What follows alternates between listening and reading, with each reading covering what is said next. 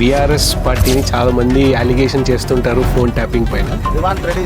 రేవంత్ రెడ్డి గారు బెడ్రూమ్ లో కూర్చొని మాట్లాడింది కూడా పికప్ చేసుకున్నట్ట without a phone. Hyderabad real estate అన్ని పెద్ద పెద్ద రెసిడెన్షియల్ అపార్ట్మెంట్స్ లో ఒక్కొక్క ఫ్లాట్ 15 కోట్లు. ఎవరుంటున్నారు సార్ వీటిల్లో? చాలా మంది రియల్ ఎస్టేట్ కంపెనీ వాళ్ళ ఎండీలు చైర్మన్ ఇంటర్వ్యూ చేశారు. వాళ్ళందరి దగ్గర అడిగిన కెమెరా అంటే వాళ్ళంటే కెమెరా ఆఫ్ చేసిన తర్వాత చెప్తాను సురేష్ అంటే. మీ దగ్గర కూడా ఆఫ్ కెమెరా చెప్పాలి లేదు. బాంబ్ బ్లాస్ట్ లుంబిని పార్క్ లో ఒకటి, గోకుల్ చాట్ లో ఒకటి. అప్పటి విజువల్స్ టీవీలో చూసినా నాకు ఇంకా ఉన్నాయి. బ్లడ్ షెడ్ గానీ, రెస్ట్రిక్షన్స్ గానీ. 11 సంవత్సరాల తర్వాత ఇద్దరు పీపుల్ ని, సయ్యద్ అని ఇంకొకరు ఇస్మాయిల్ చౌదరి, 2018 వాళ్ళకి డెత్ సెంటెన్స్ ఇచ్చినారు. ఇప్పుడు 2026 ఆ డెత్ సెంటెన్స్ ఇంకా ఎగ్జిక్యూట్ చేయలేదు. చనిపోయిన 44 ఫ్యామిలీస్ వాళ్ళు అప్పుడే లాస్ లో ఉన్నారు. వీళ్ళ పరిస్థితి ఏమో వీళ్ళు ఇంకా బతికే ఉన్నారు. ఎవరైనా మర్డర్ చేసి రేప్ చేసిన అంటే వాడిని తక్కువ వేసేస్తారు. కానీ పొలిటికల్ కేసెస్ వచ్చింది అనుకోండి, ఎస్పెషల్లీ స్టేట్ గవర్నమెంట్స్ చాలా కేర్ఫుల్ ఉంటారు. అరే ఇది మైనారిటీ కమ్యూనిటీ, వీళ్ళు చేస్తే ఇట్లా అవుతుంది, మళ్ళీ మా మీద ఆరోపణలు వస్తాయి, ఎందుకు లేనిపోయింది, అందరు మర్చిపోతారు. ఇదే జరుగుతుంది. అడుక్కోవడం నాకు అనిపిస్తుంది హ్యూమానిటీ పైన ఒక ఆర్గనైజ్డ్ క్రైమ్ లాగా అనిపిస్తుంది. మీరు అబ్జర్వ్ చేస్తే ఒక సిగ్నల్ దగ్గర ఒకటే బిచ్చగాడు ఉంటాడు, వాడు మళ్ళీ వేరే చోటుకి వెళ్ళాడు. బిల్ క్లింటన్ వచ్చినప్పుడు ఫస్ట్ టైం హైదరాబాద్ నుంచి అన్ని బెగర్ని తొలగించేశారు చంద్రబాబు నాయుడు గారు. ఎక్కడ తీసుకెళ్లారో తెలియదు, ఒక్కడు కనిపించలేరు 2-3 రోజులకి. తర్వాత వచ్చారు, అన్ని రిటర్న్ వచ్చేసారు. Organise syndicate behind. Musi river ఒక డ్రైనేజ్ డిస్పోజల్ లాగా తయారైంది. ప్రాబ్లం ఏంటంటే అట్ సోర్స్ ట్యాకిల్ చేయడం వీళ్ళకి దమ్ము లేదు. హ్యూమన్ ట్రాఫికింగ్ లో పట్టుకుంటే ఫింగర్స్ విరిచేయడము, కాళ్ళు విరిచేయడము, వాళ్ళ పరిస్థితి ఎంత దారుణంగా చేస్తే అంత సింపతి వస్తుంది కదా, అంటే డబ్బులు ఎక్కువ సంపాదించవచ్చు వాళ్ళు. హ్యూమన్ ట్రాఫికింగ్ లో రికార్డ్ అయిన కేసెస్ తెలంగాణలో 391 అరౌండ్ కేసెస్ రిజిస్టర్ అయి ఉన్నాయి. అది హైయెస్ట్ ఇన్ ఇండియా. సాయంత్రం 6 గంటలు, 7 గంటలు, 8 గంటలు అమ్మాయి ఇంటికి రాకపోతే ఎవరితోనో పారిపోయి ఉంటుంది usually, or something trafficking like what you said.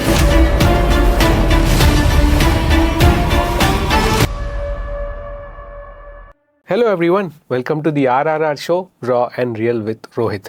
చాలాసార్లు మనం ఉండే ప్లేసెస్లో చుట్టుపక్కలనే మనకి తెలియకుండానే, మనకు కనిపించకుండానే స్మగ్లింగ్ అండ్ దానికి రిలేటెడ్ మాఫియా జరుగుతూ ఉంటాయి. ఇట్లాంటి crime, mafia and untold secret stories గురించి చెప్పడానికి మనతో రెడీ ఉన్నారు సీనియర్ జర్నలిస్ట్ సురేష్ కొచ్చటిల్ గారు with decades of experience. But మీరైతే తెలుగులో highly accomplished and notable personalities ని టచ్ చేస్తే, వాళ్ళతో కొంచెంసేపు టైం స్పెండ్ చేస్తే వచ్చే రా అండ్ రియల్ కాన్వర్జేషన్ కోసం లేజీ మసిల్ యూట్యూబ్ ఛానల్ ని సబ్స్క్రైబ్ చేసుకోండి. చూస్తున్నంతసేపు మీకేమనిపిస్తుందో కమెంట్ సెక్షన్ లో చెప్పండి. Hello Suresh Kochattil garu, welcome to the RRR show raw and real with Rohit. ఎట్లా ఉన్నారండి? బాగున్నాండి, థ్యాంక్ యూ.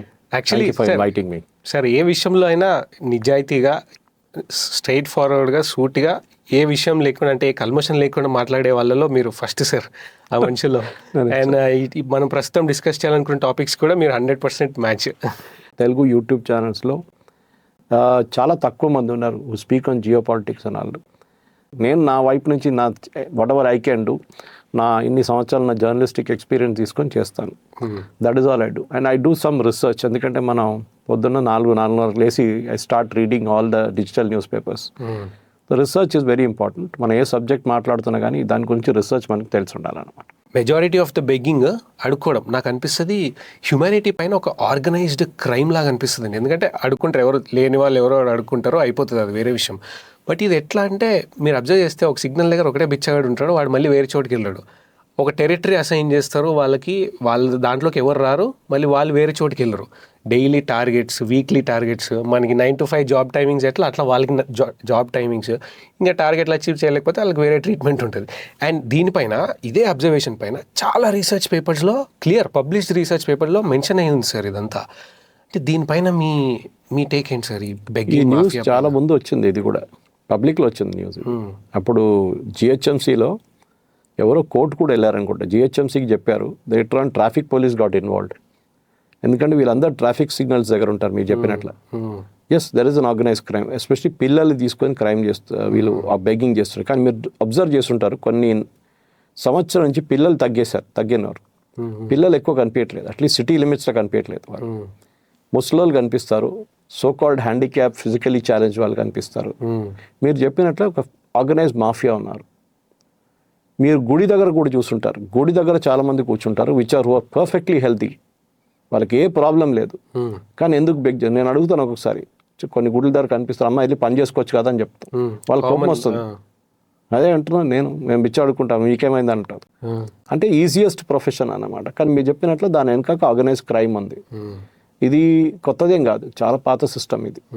ఎందుకంటే ముందు ఢిల్లీలో రీసెంట్లీ ఒక చిన్న రూమర్ వచ్చింది, number of children kidnapped increase డ్రమాటిక్లీ అని చెప్పి. తర్వాత ఢిల్లీ పోలీస్ అన్నారు అది ఫేక్ న్యూస్ అని చెప్పి కొంతమంది వ్యతిరేకంగా ఎఫ్ఐఆర్ కూడా రిజిస్టర్ చేశారు వాళ్ళు. సోషల్ మీడియాలో ఇట్లా నెగటివ్ న్యూస్ ఇస్తున్నారండి. కానీ ఉందంటే ఉంది, ప్రూవ్ చేయగలరా అంటే డిఫికల్ట్. కానీ పోలీస్ చేయొచ్చు కావాలంటే.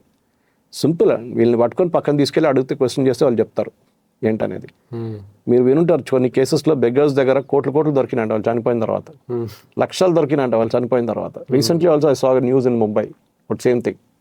సో అట్లాంటి పరిస్థితుల్లో ఈ బెగ్గింగ్ అనేది ఒక ఆర్గనైజ్ మాఫియాగా నాకు గుర్తుంది ఇప్పుడు కూడా. I think it was bill Clinton వచ్చినప్పుడు ఫస్ట్ టైం హైదరాబాద్ నుంచి అన్ని బెగర్ని తొలగించేశారు చంద్రబాబు నాయుడు గారు. ఎక్కడ తీసుకెళ్లారో తెలియదు, ఒక్కడు కనిపించలేరు 2-3 రోజులకి. తర్వాత వచ్చారు, అన్ని రిటర్న్ వచ్చేసారు.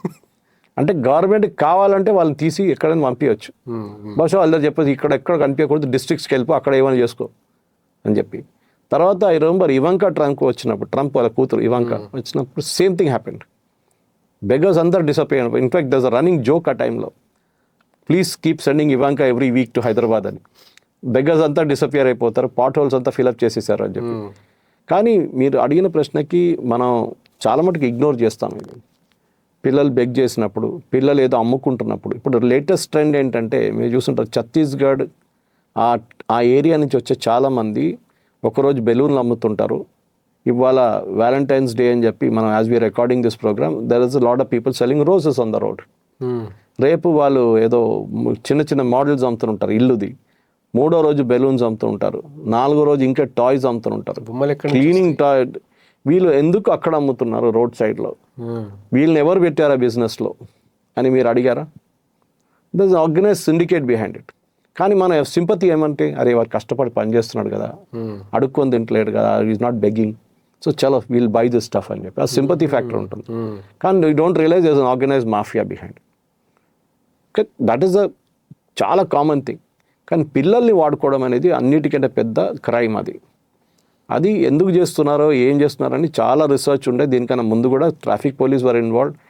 నేను కూడా అప్పుడు వాలంటీర్గా ట్రాఫిక్ పోలీస్ ఉన్నప్పుడు చాలా మందిని కౌన్సిల్ చేసి రిటర్న్ పంపించాం. వీళ్ళందరినీ మీరు యూజువలీ కొన్ని ప్లేసెస్లో కనిపిస్తారు. ఫర్ ఎగ్జాంపుల్ మీరు ప్యారడైజ్ సిగ్నల్ దగ్గర వెళ్ళారనుకోండి, సిటిఓ సిగ్నల్ అంటారు, నాట్ ద ప్యారడైజ్ రెస్టారెంట్. దానికన్నా ముందు ఉన్న ఫ్లైఓవర్ కింద ఉన్న సిగ్నల్ ఒకటి, దాని పక్కన పెట్రోల్ బంక్ ఉంది, దాని పక్కన ఒక పేమెంట్ ఉంటుంది, ఆ జిమ్ఖానా గ్రౌండ్స్ పేమెంట్. అక్కడ మీకు రాత్రిపూట ఒక మీటింగ్ నడిపిస్తారు. అక్కడ ఒక 20-30 మంది కనిపిస్తారు. అక్కడే వండుకుంటారు వాళ్ళు, అక్కడ నిద్రపోతారు. అంతా ఫ్యామిలీస్, ఒక్కొక్కరి దగ్గర 5-6 పిల్లలు ఉంటారు. నేను కూడా వండర్ చేశాను. ఒకసారి నాకు ఎక్స్ట్రా ఫుడ్ ఉన్నప్పుడు వస్తూ నేను వాళ్ళకి ఇచ్చేస్తుండే అక్కడ. తర్వాత నాకు అర్థమైంది ఇది పర్మనెంట్ అఫేర్ అనేది. అట్లాంటి చాలా చోట్ల ఉండొచ్చు. నేను వెళ్ళే రూట్ అది, సో ఐ నో దట్. నేను అల్వాల్కి వెళ్తుంటే route, that is the route which I take. అంటే కన్సిస్టెంట్గా వీళ్ళు ఒక ఆర్గనైజ్ మాఫియాని యూజ్ చేస్తున్నారు. దాన్ని కంట్రోల్ చేయలేనిది పోలీస్ వాళ్ళ ఫాల్ట్. ఈవెన్ ట్రాన్స్జెండర్స్ కనిపిస్తారు మీకు క్రాస్ రోడ్స్లో. నేను చాలాసార్లు కంప్లైంట్ చేశాను.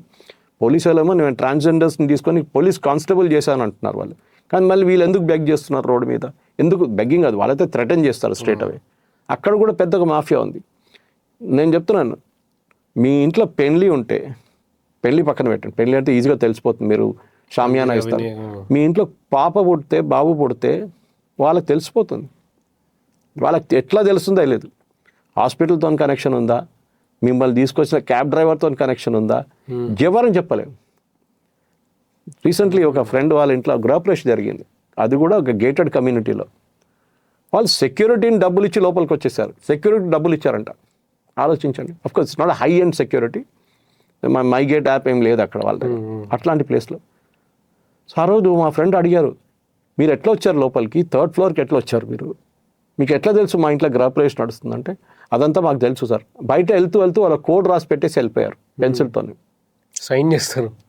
అర్థం కాదు. See the begging is very very organised. How do these people get information? ఎవరో లీక్ చేస్తున్నారు, అరే ఈ ఇంట్లో గృహప్రవేశం. So mostly it must be the security guys. లేదు ఈ కాలనీలో పెళ్లి ఉంది, ఎవడు చెప్తాడు? ఐదర్ కేటరర్ ఆర్ ఆ టెంట్ హౌస్ వాడు, ఎవరో ఒక హింట్ ఇస్తున్నాడు. సో మీరు చూసే క్రైమ్ మీరు రోడ్ మీద చూస్తున్నారు, కానీ అన్ఆర్గనైజ్ క్రైమ్ లోపల కూడా. ఎందుకంటే వీళ్ళు వచ్చి ఎవరైనా అటాక్ కూడా చేస్తారు కూడా. వాళ్ళు డబ్బులు లేకపోతే చాలా వైలెంట్ అయిపోతారు వాళ్ళు. పోలీసు వాళ్ళు ఏం చేస్తున్నారు? ఏం చేయట్లేదు. ఇప్పుడు మీరు కంప్లైంట్ చేస్తే కూడా అప్పటిదాకా వాళ్ళు ఉండరు, వెళ్ళిపోతారు, వాళ్ళు పారిపోతారు. Tomorrow they can commit a murder for all you know. But it is happening. ఏం చేయలేం మనం. ఇట్లాంటిది చాలా మటుకు ఆర్గనైజ్డ్ మన దేశంలో సబ్ కుచ్ చల్తా హై. ఓకే, ఏదైనా నడుస్తుంది అన్నమాట. జుగాడు ఉంటుంది మన దగ్గర. పిల్లల్ని వాడుకుంటాం, బెగ్గింగ్కి మహిళల్ని వాడుకుంటాం, హ్యాండిక్యాప్ పీపుల్ని వాడుకుంటాం. ఏం చెప్తారు, మన బ్యాండేడ్ నుంచి ఇయర్ బడ్స్ అమ్ముకుంటాం రోడ్ సైడ్లో. అది కూడా వచ్చే అమ్ముతున్న మనిషిని చూడగానే మీరు అసలు కొనరు, కానీ ఉన్నారు. ఆ మాఫియా ఉంది ఒకటి. మీరు చెప్పినట్లు ఒక్క దాంట్లో కనిపించారు, ఇంకో ప్లేస్లో కనిపించారు. వాళ్ళ ఏరియా వైజ్ డిమార్కేట్ చేసేస్తారు వాళ్ళు. ఇది పోలీసు వాళ్ళు చూడాల్సింది. కానీ అన్ఫార్చునేట్లీ ట్రాఫిక్ పోలీస్కి వాళ్ళ ప్రాబ్లమ్స్ వాళ్ళకు ఉంది, వాళ్ళకి టైం దొరకదు దీనికి అంట పడడానికి. లా అండ్ ఆర్డర్కి వాళ్ళకి పెద్ద పెద్ద క్రైమ్స్ ఉన్నాయి, కానీ ఇది ఇగ్నోర్ చేస్తే రేపు ఇది ఒక పెద్ద క్రైమ్ అయిపోతుంది డెఫినెట్గా. అండ్ ఇది నార్మల్ పెద్దవాళ్ళు సరి అడుక్కునే వాళ్ళు. చైల్డ్ బెగ్గింగ్ అయితే ఇంకా దారుణం. అంటే వాళ్ళు ఎప్పుడైతే పిల్లల్ని వేసుకొని తిరుగుతుంటారు కదా, ఆ పిల్లల్ని రెంట్కి ఇస్తారంటండి. అది మరీ దారుణం. వాళ్ళ పిల్లలు కాదు, చిన్న పిల్లల పరిస్థితి అది. 18 సంవత్సరాల కంటే కింద ఉన్న వాళ్ళని ఎవరైనా ట్రాఫికింగ్లో పట్టుకుంటే, హ్యూమన్ ట్రాఫికింగ్లో పట్టుకుంటే ఫింగర్స్ విరిచేయడము, కాళ్ళు విరిచేయడము, చేతులు విరిచేయడము. బికాస్ వాళ్ళ పరిస్థితి ఎంత దారుణంగా చేస్తే అంత సింపతి వస్తుంది కదా, అంటే డబ్బులు ఎక్కువ సంపాదించవచ్చు వాళ్ళు. ఈ పిల్లల్ని కూడా మీరు చూస్తుంటారు, వాళ్ళు నిద్రపోతూనే ఉంటారు ఎప్పుడు. ఎగ్జాక్ట్లీ. వాళ్ళకి ఏదో డ్రగ్ ఇచ్చి వాళ్ళని నిద్రపోపిస్తున్నారు. చేతిలో ఒక బాటిల్ ఉంటుంది మహిళది, పాలు కావాలి, పాల కోసం డబ్బులు. 2-3 సార్లు నేను చెప్పాను, నేను పాలు కొనిస్తానని చెప్పాను. పాలు వద్దు వాళ్ళకి, డబ్బులు కావాలి వాళ్ళకి. That is the real intent. Food ఇస్తే చూడండి, ఫుడ్ తీసుకోరు వాళ్ళు. మాకు ఫుడ్ వద్దు, మాకు డబ్బులు కావాలి. బికాస్ టార్గెట్ మీరు చెప్పినట్టు ఈవినింగ్ దాకా టార్గెట్ మీట్ అవ్వాలి. ఇది ఒక మాఫియా. దీని వెనక ఒక పెద్ద మాఫియా ఉంది. కానీ అన్ఫార్చునేట్లీ నేను చెప్పాను చూడండి, child and women and child వెల్ఫేర్కి టైం లేదు, పోలీస్ వాళ్ళకి టైం లేదు, ట్రాఫిక్ పోలీస్ వాళ్ళకి అసలు టైం లేదు. ఎవరు చేస్తారు ఇది? Somebody has to bell the cat అంటారు ఇంగ్లీష్లో. దీనికి ఎవరు తయారు లేరు. ఈ పిల్లల్ని మేము ఎట్లా చేస్తున్నారు మీరు చెప్పినట్లు, అక్కడ ఇంజరీ చేయించి, ఆ ఇంజరీ చూపించి డబ్బులు అడుగుతున్నారు. It's very sad state of affair. నేను ఒకసారి కేటీఆర్ ఉన్నప్పుడు ఆ టైంలో రాశాను నేను, ఏదో ఇంటర్నేషనల్ కాన్ఫరెన్స్ ఉండే అప్పుడు. సో నేను చెప్పాను, ఒక పని చేయండి, we should immediately rename Hyderabad as బెగ్గరాబాద్ అని చెప్పాను నేను. ఎక్కడ చూసినా బెగ్గర్స్ ఉంటారు మీ దగ్గర, మీరు ఏం చేయట్లేదు. 1 వీక్ ఫుల్ యాక్షన్ ఉండే పోలీసు వాళ్ళది. వాళ్ళని తీసి వీళ్ళని తీసి అక్కడ పడేసి ఇక్కడ పడేసి మళ్ళీ అప్ టు స్క్వేర్ వన్. వారం తర్వాత మళ్ళీ తిరిగి వస్తారు వాళ్ళందరూ. Nothing will change. ఇప్పుడు సిటీ నుంచి తరిమి కొట్టడానికి చూసుకోండి, సిటీ ప్రాపర్ జూబ్లీ హిల్స్ నుంచి, హై ప్రొఫైల్ ఏరియాస్ నుంచి వాళ్ళు సబర్బ్స్కి వెళ్తారు. ట్రిమిల్గిరి కాడ కనిపిస్తారు, బోన్పల్లి కాడ కనిపిస్తారు, అటు తార్నా కాడ కనిపిస్తారు. ఇది so they will move out from the city proper and go to the outskirts. కానీ అక్కడ బిజినెస్ తక్కువ ఉంటుంది అక్కడ. ఓకే, మీరు ఎన్ని సిగ్నల్ తీసేస్తారో అంత ప్రాబ్లం వాళ్ళకి సిగ్నల్ కావాలి. రేపు వాళ్ళు కావాలంటే సిగ్నల్ కూడా స్పాన్సర్ చేస్తారు వాళ్ళకి, ట్రాఫిక్ ఆపడానికి. ఇది పరిస్థితి అన్నమాట. అంటే ఇంత మాఫియా ఉండడానికి మరి కోట్లలో ఉందంటారా? డెఫినెట్గా see that is why it's called mafia. Because మీకు తెలియదు ఎంత అమౌంట్ ఉందనేది. ఇది అల్ కపౌన్ లాగానో దావూద్ ఇబ్రాహిం లాగానో కాదు, ఇది దానికన్నా పెద్ద గేమ్ ఇది. వాళ్ళ దాంట్లో ఒక సిస్టమ్ ఉండే, దీనికి సిస్టమ్ మీకు అర్థం కాదు ఎప్పుడు. ఎవరు దీని అంటే ఉన్నారు, ఎవరు చేపిస్తున్నారు, ఎవరు తెలియదు. ఇది the entire gang is there. కావాలంటే పోలీసు వాళ్ళు ఇంటెలిజెన్స్ యూజ్ చేసి ఈజీగా పట్టుకోవచ్చు, కానీ చేయరు వాళ్ళు. అది problem. That is the issue. And ఇట్లాంటిదే సార్, ఈ బెగ్గింగ్తో పాటు హ్యూమన్ ట్రాఫికింగ్ విషయంలో 2022 అరౌండ్ టైంకి NCRB national crime records bureau ఒక రిలీజ్ చేసింది ఒక లిస్ట్. అందులో హ్యూమన్ ట్రాఫికింగ్లో రికార్డ్ అయిన కేసెస్ భారతదేశం మొత్తం ప్రతి స్టేట్ ఒక నంబర్ ఆఫ్ కేసెస్ ఇస్తే తెలంగాణలో 391 అరౌండ్ కేసెస్ రిజిస్టర్ అయి ఉన్నాయి. అది హైయెస్ట్ ఇన్ ఇండియా. ఇంత సర్వేలెన్స్, ఇంత సెక్యూరిటీ ఉంటుంది అన్న తెలంగాణ స్టేట్లో anti human trafficking units deploy చేసినారు. ఇవన్నీ అంటున్న టైంలో కూడా 2022లో ఫస్ట్ ప్లేస్లో ఉంది, 2023లో సెకండ్ ప్లేస్లో ఉంది, ఇప్పుడు 2026. ఇప్పుడు ఈ హ్యూమన్ ట్రాఫికింగ్ పరిస్థితి ఏంటో ఇప్పుడు తెలంగాణ పోలీసు గారు అడిగారు అనుకోండి, వాళ్ళు అంటారు that is because we're registering the crime. చాలా స్టేట్లో క్రైమ్ రిజిస్టర్ చేయరంటారు. ఇది నేను కేరళ నుంచి యాక్చువల్ నేను పుట్టింది అక్కడ, పెరిగిందంతా హైదరాబాద్లో. సో కేరళ గవర్నమెంట్ దగ్గర ఇట్లనే సేమ్ ఉమెన్ ట్రాఫికింగ్, దాని రేప్ కేసెస్ ఇంత highest among the highest in India per capital. వాళ్ళు ఏమంటున్నారు, మిగతా స్టేట్లో రేప్ అయితే రిజిస్టర్ చేయరు కేసులు. పోలీసు వాళ్ళు పోనీలో ఏమైంది క్లోజ్ చేసేస్తారు కేసు, థ్రెటన్ చేసి. పేరెంట్స్ కూడా వెళ్ళరు పిల్లలు, ఎందుకు మళ్ళీ సొసైటీకి మొత్తం తెలిసిపోతుంది అని చెప్పేసి. కేరళలో అట్లా కాదు, they very socially aware, so చేస్తారు. సో మా నెంబర్ దానికోసం హైయెస్ట్ ఉందంటారు. సో మీరు ఇదే లాజిక్ యూజ్ చేస్తే ఇదే ఆర్గ్యుమెంట్ అక్కడి నుంచి వస్తుంది. So human trafficking more than ఇక్కడికి వచ్చేది మీకు బెంగాల్ నుంచి చాలా పెద్ద ప్రాబ్లం. యాక్చువల్లీ మీకు ఆ ఏరియా జాగ్రఫికల్ తెలిస్తే 24 పర్గనాస్, ముర్షిదాబాద్, మాల్డా, బంగ్లాదేశ్ వైపు ఉన్న అక్కడి నుంచి చాలామంది అమ్మాయిల్ని ట్రాఫిక్ చేస్తారు. యూజువలీ నేపాల్ వైపు, నేపాల్ నుంచి కూడా ట్రాఫిక్ ఉంది, ట్రాఫిక్ మంది సెక్స్ కోసం వాళ్ళు వాడుకుంటారు. దట్ ఈస్ వాళ్ళు బ్రాతల్స్, ముంబై లాంటి ప్లేస్ రెడ్ లైట్ ఏరియాకి పంపిస్తారు, కల్కటాలో రెడ్ లైట్ ఏరియాకి పంపిస్తారు. ఇది చాలా మటుకు ఈ ట్రాఫికింగ్ ఏరియాస్ నుంచి వస్తుంది అనమాట. ఎందుకంటే అక్కడ పావర్టీ చాలా ఎక్కువ, పేదరికం చాలా ఎక్కువ అక్కడ ఏరియాస్లో. తినడానికి ఏం లేదు వాళ్ళ దగ్గర. The same thing you will see in many other countries also where there is absolute poverty. ఇట్లాంటి ఒక ఆర్గనైజ్ క్రైమ్ ఉంటుంది అక్కడ. అంటే వాళ్ళ ఒక అమ్మాయికి వాళ్ళ పేరెంట్స్ చెప్తారు, మీ అమ్మాయి మాకు ఇచ్చేస్తే మేము 2 లక్షలు మీకు ఇస్తాం అంటే వాళ్ళు ఇచ్చేస్తారు. బికాస్ వన్ లెస్ హెడ్, పెళ్లి చేపించడం, ఆ తలకాయ నొప్పి ఏం లేదు మాకు, ఈయన చూసుకోక్కర్లేదని చెప్పేసి పంపించేస్తారు. వాళ్ళ హెడేక్ అయిపోయింది. 5 మంది పిల్లలు ఉన్నారు, ఇప్పుడు ఒకరు పోతే ఏమవుతుందని చెప్పి. ఈ ఆర్గనైజ్ సిండికేట్ మీకు అస్సాం నుంచి కనిపిస్తుంది, from Bengal, again from Bangladesh, west Bengal వైపు కనిపిస్తుంది. ఈ ట్రాఫికింగ్ మళ్ళీ ఇక్కడికి వస్తుంది మన వైపు. మన దగ్గర ట్రాఫికింగ్ ఇక్కడి నుంచి బయటికి వెళ్ళడం చాలా తక్కువ ఉంటుంది. ముందు ఉండే, మీకు గుర్తుంటుంది, ఈ అరబ్స్తో పెళ్లి చేపిస్తుండే. ముసలోడు వస్తాడు దుబాయ్ నుంచో ఎక్కడి నుంచి, గల్ఫ్ నుంచి వచ్చి, బాజార్ అని చెప్పి సినిమా కూడా వచ్చింది, ఫరూక్ షేక్ వాళ్ళ సినిమా ఒకటి ఉండే, Deepti Naval I think so in that. ఆ సినిమాలు కూడా చూపిస్తారు. అక్కడి నుంచి ముసలోడు వస్తాడు, ఇక్కడ వచ్చి 12 సార్లు అమ్మాయిని పెళ్లి చేయించుకుంటాడు వాళ్ళు, కాజీ వాళ్ళు. అప్పుడు ఇంత స్ట్రిక్ట్ లేకుండే రూల్స్ అంతా. పెళ్లి చేయించుకొని 1 మంత్ హోటల్లో ఉంటాడు, ఎంజాయ్ చేసుకుంటాడు, తర్వాత వెళ్ళిపోతాడు. అమ్మాయిని ఇక్కడ ఇచ్చేస్తాడు. She becomes pregnant, all the more problem. వాళ్ళ అమ్మ నాన్నకి ₹1 లక్ష 2 లక్షల రూపాయలు ఆ టైంలో ఇస్తుండే, వాళ్ళకి హ్యాపీ వాళ్ళు. తర్వాత పోలీస్ క్రాక్ డౌన్ జరిగిన తర్వాతనే ఈ కేసులన్నీ బంద్ అయినాయి. చాలా మంది కోర్టుకు వెళ్ళింది కేసెస్. ఈ కాజీలను పట్టుకున్నారు, ఎవరెవరు పెళ్లి చేయించారు వాళ్ళ మీద కేసు పెట్టారు. పావర్టీ, ద అండర్లయింగ్ రీజన్ దీనికి పావర్టీ. ఫ్యామిలీస్ దగ్గర డబ్బులు లేవు, చాలా మటుకు పేదోళ్ళు. పిల్లలు కనుక్కుంటే చాలామంది 5 మంది 6 మంది 7 మంది పిల్లలు అనుకుంటే, దాని తర్వాత వాళ్ళని ఎట్లా నడిపించాలో తెలియదు వాళ్ళకి. ఈ ట్రాఫికింగ్ అక్కడి నుంచే మొదలవుతుంది అనమాట. బికాస్ ఎప్పుడు చెప్తారు, సప్లై అండ్ డిమాండ్ అంటాం ఎకనామిక్స్లో. డిమాండ్ ఉన్నప్పుడు సప్లై ఉంటుంది. So obvious that.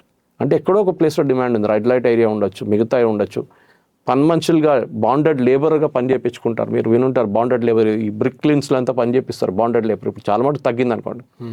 డబ్బులు లేకుండా వాళ్ళకి ఏం చేస్తారు, ఇనిషియలీ వాళ్ళకి ఒక 50,000 రూపాయలు ఇచ్చేస్తారు, ₹1 లక్ష ఇచ్చేస్తారు. ఇచ్చిన తర్వాత వాళ్ళతో ఫ్రీగా పని చేయించుకుంటారు 2-3 సంవత్సరాలు. తిండి లేకుండా పని చేపిస్తారు వాళ్ళు, బాండెడ్ లేబర్. ఈ బ్రిక్స్ తయారు చేస్తారు చూడండి, అట్లాంటి యూనిట్స్లో అంతా. ఇప్పుడు క్రాక్ డౌన్ చాలా జరుగుతుంది. కానీ నేను చెప్పిన ప్రాబ్లం ఇదే, అందరు బిజీ. పోలీసు వాళ్ళు అడిగితే వాళ్ళు బిజీ, మన గవర్నమెంట్ ఆఫీషియల్స్ అయితే వాళ్ళు దానికన్నా బిజీ. ఎవరికి టైం లేదు ట్రాక్ చేయడానికి. దీనికి డెడికేటెడ్ యూనిట్స్ ఉండాలి, ఉన్నారు. కానీ అగైన్ వాళ్ళ అటెన్షన్ కూడా డైవర్ట్ అయిపోతుంది క్వైట్ ఆఫన్. ఇది ఎట్లా ట్రాకింగ్ చేయాలి, ఏం చేయాలి అనేది. And first of all reporting లేదు. That is the biggest problem. కొంతమంది నేను చెప్పాను చూడు, ఫ్యామిలీస్ రిపోర్ట్ కూడా చేయరు. అమ్మాయి కనిపించకపోతే సాయంత్రం 6 గంటలు 7 గంటలు 8 గంటలు అమ్మాయి ఇంటికి రాకపోతే పేరెంట్స్ ఏం చేస్తారు? పోలీస్ స్టేషన్కి వెళ్ళారనుకోండి, వాడు అంటాడు, ఎంత మీ అమ్మాయి? 19 సంవత్సరాలు. లేచిపోయి ఎవరితో పారిపోయి ఉంటుంది. This is the attitude. ఎవరితో పారిపోయి ఉంటుందిలే. వాళ్ళు ఏం చెప్తారు, మన పేదోళ్ళు ఉంటారు, వాళ్ళు ఏడుచుకుంటే ఇంటికి వస్తారు, ఎవరు చెప్పరు. ఎవరిని అడిగినప్పుడు తర్వాత తెలుస్తుంది అమ్మాయి కనిపించలేదని. ఎవరితోనో పారిపోయి ఉంటుంది usually, or something trafficking like what you said. ఇది లేదు. దీనికి కన్సర్న్ మినిస్ట్రీస్ ఉన్నారు, కన్సర్న్ ఆఫీషియల్స్ ఉన్నారు. మీరు ఒక పబ్లిక్ హెల్ప్ లైన్ వేయండి ఒకటి. ఇప్పుడు మనకి సైబర్ క్రైమ్కి హెల్ప్ లైన్ వేశారు కదా 1930. అట్లాంటి ఒక హెల్ప్ లైన్ ఏదైనా మిస్ అయితే ఇమీడియట్లీ యూ కెన్ కాల్ అని చెప్పేసి. దీన్ని నేను కేరళలో చూసాను. కేరళలో హిందూ సేవా కేంద్రం అని చెప్పి ఒక ఆర్గనైజేషన్ ఉంది. అక్కడ చాలా పెద్ద కాంట్రవర్సీ ఉంది, which may not be relevant to our discussion. ఈ లవ్ జిహాదు అది నడుస్తున్నప్పుడు వాళ్ళు ఏం చేస్తారంటే, సాయంత్రం 6 గంటలు రాగానే ఎవరైనా అమ్మాయి వాళ్ళ ఇంట్లోకి రాకపోతే 7 గంటల ఒక సెన్సిబుల్ టైం ఉంటుంది అమ్మాయి వచ్చేది. కాలేజ్కి నేను అమ్మాయి కనిపించట్లేదు, ఏం చేస్తారు? You cannot do anything. వాళ్ళు పేరెంట్స్ వెళ్తారు పోలీస్ స్టేషన్, ఇదే రిప్లై ఇస్తారు పోలీసు వాళ్ళు, వెళ్ళిపోయింది ఎక్కడ పారిపోయింది, నీకేమో ఇంటికి అని చెప్తారు. వీళ్ళేం క్రియేట్ చేస్తారు అంటే, ప్రతి డిస్ట్రిక్ట్కి ఈ హిందూ సేవా కేంద్రం ప్రతీష్ విశ్వనాథ్ అని ఉన్నారు, హీఈస్ హెడింగ్ ఇట్. వాళ్ళు ఒక 5 మంది లాయర్లు, 5 మంది రిటైర్డ్ పోలీస్ ఆఫీషియల్స్, 5 మంది రిటైర్డ్ బ్యూరోక్రాట్స్. ప్రతి జిల్లా, కేరళలో 14 డిస్ట్రిక్ట్స్ ఉన్నారు, 14 డిస్ట్రిక్ట్స్కి క్రియేట్ చేశారు ఇట్లా. ఈ హెల్ప్ లైన్కి వాళ్ళకి పెద్ద హెల్ప్ లైన్ సెటప్ చేశారు. మంచి ఒక మొబైల్ నెంబర్లో 15 లైన్లు ఉన్నాయి, హంటింగ్ నెంబర్ లాగా. దాని మీద ఫోన్ చేస్తే ఎవరైనా వాళ్ళు ఫస్ట్ కనుక్కుంటారు నిజమైనా కాదా అని case. Then they will inform the nearest advocate, police, retired police official, retired bureaucrats. వీళ్ళు ముగ్గురు మళ్ళీ ఆ ఇంటికి వెళ్ళి కనుక్కుంటారు నిజంగా జరిగిందా అని. జరిగింది అనుకుంటే నియరెస్ట్ పోలీస్ స్టేషన్కి వెళ్తారు. అక్కడ వెళ్ళినప్పుడు ఇదే అమ్మ నాన్నగారు వెళ్ళినప్పుడు వాళ్ళు అసలు తరిమి కొట్టారు వాళ్ళు పోలీస్ ఆఫీషియల్స్. వీళ్ళు వస్తే ఇప్పుడు వీళ్ళు వచ్చినప్పుడు చైర్ వేసి కూర్చోబెట్టి చాయ్ ఇస్తారు. సార్ కూర్చోండి సార్, ఎందుకంటే రిటైర్డ్ డిఎస్పీయో డీసీపీ ఉంటాడు. కూర్చోండి సార్, ఏమైంది సార్, అమ్మాయి కనిపించలేదంట, నువ్వేమో అనలేదంట. లేదు సార్ నేను చూస్తాను సార్ అంటాడు. అట్లా చాలామంది అమ్మాయిలు దొరికారు. ఇన్ఫ్యాక్ట్ 2009 అనుకుంటాను, ద కేరళ డీజీపీ అక్కడ ఉన్న హైకోర్టులో ఒక స్టేట్మెంట్ ఇచ్చారు, మా దగ్గర 6,000 మంది అమ్మాయిలు కనిపించట్లేదు, అంతే కనిపించట్లేదు. ఇది చెప్తాను, మన ప్రాబ్లం ఏంటంటే Stalin, the original Stalin, Russian Stalin ఏమన్నారంటే single death is a tragedy, a million death is a statistic. ఒకరు చనిపోతే ట్రాజడీ, లక్షల మంది చనిపోతే స్టాటిస్టిక్స్ అయిపోతుంది. అది ఇది ప్రాబ్లం. మన దేశంలో 140 కోట్ల మంది ఉన్నారు. ఒక్కడు పోతే పోయింది, 10 మంది వస్తే ఏమవుతుందని. దానికోసం బస్సు యాక్సిడెంట్ జరిగింది అనుకోండి, మీకు ఈ వారం గుర్తుంటుంది. తర్వాత కర్నూలులో మొన్న యాక్సిడెంట్ జరిగింది, ఎంతమంది చనిపోయారని అడిగితే తెలియదు. జరిగింది కదా కరెక్ట్, నాకు గుర్తుంది, కానీ ఎంతమంది చనిపోయారు 20, 30, 40 నాకు గుర్తులేదు. ఆ పోయిన ఫ్యామిలీస్కి గుర్తుంటుంది ఆ నంబర్. అది ఇది ప్రాబ్లం మన దేశంలో. సో ఈ మిస్సింగ్ కూడా ఇవి the very high influential family, వాళ్ళు ఇమ్మీడియట్గా ట్రాక్ చేస్తారు, 2 రోజుల్లో దొరికేస్తారు ఎక్కడున్నా సరే. సో దిస్ కేరళ ఫాలో చేస్తున్న ఈ మెథడ్ ప్రతి స్టేట్లో ఫాలో చేస్తే it will work really well. One, ఒక call centre not associated with police or anybody, ఇండిపెండెంట్గా ఒక ఆర్గనైజేషన్, ఎన్జిఓ, వాళ్ళు ప్రతి జిల్లాల్లో వాళ్ళ వాలంటీర్స్, అంటే అడ్వకేట్స్, సీనియర్ అడ్వకేట్స్, కొంతమంది retired police official, retired bureaucrats, సెక్రటేరియట్లో అండర్ సెక్రటరీ, డిప్యూటీ సెక్రటరీ పనిచేసి రిటైర్ అయిన వాళ్ళు వాళ్ళ ఊర్లో ఉంటారు, లేకుంటే ఆ డిస్ట్రిక్ట్లో ఉంటారు, వాళ్ళ నడిమిట్లో కాంటాక్ట్ ఉంటుంది. ఇది చేస్తే this trafficking thing will drop down drastically. ఇంకోటి రిపోర్టింగ్. చాలామంది మన దగ్గర పని మనుషులు పెట్టుకుంటారు, ఇప్పుడు జరగట్లేదు అది కూడా. బట్ బిఫోర్ దాట్ ఒక లేడీ తీసుకొచ్చి అమ్మాయిని ఇంట్లో సార్ మీరు ఉంచుకోండి, అమ్మాయిని పని చేయించుకోండి, నాకు జీతం నాకు పంపేయండి అంటారు. Whether these people user, misuser, whatever we don't know. ఇది ముందు గల్ఫ్లో కూడా జరుగుతుండే చాలా మటుకు. ఇక్కడ నుంచి వెళ్ళడం, లేడీస్ వెళ్ళి అక్కడ వెళ్ళి పనిచేసి, ఫిలిప్పీన్స్ నుంచి చాలామంది, చాలా ప్రాబ్లం అండి. మళ్ళీ మన దగ్గర నుంచి ఇప్పుడు బ్యాన్ చేశారు. Any lady travelling alone to a Gulf country immediately red flags raise అవుతుంది ఇమిగ్రేషన్లో. అది కూడా చూస్తే తెలిసిపోతుంది. If she is well dressed and well educated and all, మీకు పాస్పోర్ట్ చూస్తే తెలిసిపోతుంది, ప్రాబ్లం ఉండదు. కానీ ఇమ్మీడియట్గా మీకు ఈమె పేదవాళ్ళుగా కనిపిస్తుంది, ఈమెకు అంత కాన్ఫిడెంట్ కనిపించట్లేదు, ఎక్కడ వెళ్తున్నామంటే నేను దుబాయ్కి వెళ్తున్నాను, ఏం చేస్తావు, పని ఉంది అక్కడ, ఎవరు ఇచ్చినారు అని క్వశ్చన్ చేస్తారు ఇమిగ్రేషన్ వాళ్ళు. అప్పుడు వాళ్ళకి ఆమె సీక్రెట్ చెప్పేస్తుంది బయటికి, ఎవడో ఏజెంట్ పిలిపించుకున్నాడో అది చేస్తున్నారు. So now they banned it totally ఇప్పుడు. కానీ మీరు చెప్పిన దానికి yes, there is a huge amount of trafficking, there is a huge amount of human involvement దీంట్లో. నార్త్ ఈస్ట్ నుంచి చాలా మట్టుకు ఇక్కడికి వస్తున్నాయి trafficking. That is I'm talking of Bangladesh to Assam, Assam to here, Bangladesh to Bengal, west Bengal, అక్కడి నుంచి ఇక్కడికి చాలా మట్టుకు. ఇంకా ట్రైబల్ ఏరియాస్ నుంచి కూడా ఉంది పావర్టీ అగైన్, అక్కడి నుంచి అమ్మాయిలు తెచ్చుకుంటుంది. మనం వింటుంటాం అప్పుడు సికింద్రాబాద్ రైల్వే స్టేషన్లో 32 పిల్లల్ని పట్టుకున్నారు రైల్వే పోలీస్ వాళ్ళు అని. అది ఎవరు చెప్పారు వాళ్ళకి? Somebody has inform them. దానికోసం 32 పిల్లలు వెళ్తున్నారు. ఎక్కడికి వెళ్తున్నారు అంటే మమ్మల్ని తెచ్చుకున్నారు, ఎవరు అంకుల్ తెచ్చుకున్నారు అక్కడి నుంచి, ఎడ్యుకేషన్, ఫ్రీ ఎడ్యుకేషన్ ఇస్తున్నారు హైదరాబాద్లో మా పేరెంట్స్కి. మీకు ఫ్రీ ఎడ్యుకేషన్ అక్కడ ఇవ్వచ్చు కదా, బీహార్లో, జార్ఖండ్, మిమ్మల్ని ఇక్కడ ఎందుకు తెచ్చుకున్నారు? అప్పుడు క్వశ్చన్ చేస్తే తెలిసిపోతుంది, బయటపడుతుంది. వీళ్ళని ఇక్కడ ఏదో ల్యాక్ బ్యాంగుల్లో ఎక్కడో పని చేయబడి తీసుకొచ్చుంటారు పిల్లలకి పనిచేసే కొన్ని ఇండస్ట్రీస్ ఉంటాయి, వాళ్ళ చాలా సన్నగా ఉంటుంది కదా, చిన్నగా ఉంటుంది. They certain industries way they can work really well, అక్కడ వాడుకుంటారు వాళ్ళని. సో అది కూడా పోలీస్ ట్రైన్లో చూస్తారు రెగ్యులర్గా, ఒక గ్రూప్ 10 మంది 20 మంది పిల్లలు, ఒక్కరే ఉంటారు అడల్ట్, అప్పుడే ఇమ్మీడియట్ రెడ్ ఫ్లాగ్ రైజ్ అవుతుంది, వాట్ ఈస్ హ్యాపెనింగ్ అని. సరే, ఇట్లాంటిదే ఒక ఘటన లాంటిది 2007లో మనకి జరిగింది. బాంబ్ బ్లాస్ట్ లుంబిని పార్క్లో ఒకటి, గోకుల్ చాట్లో ఒకటి.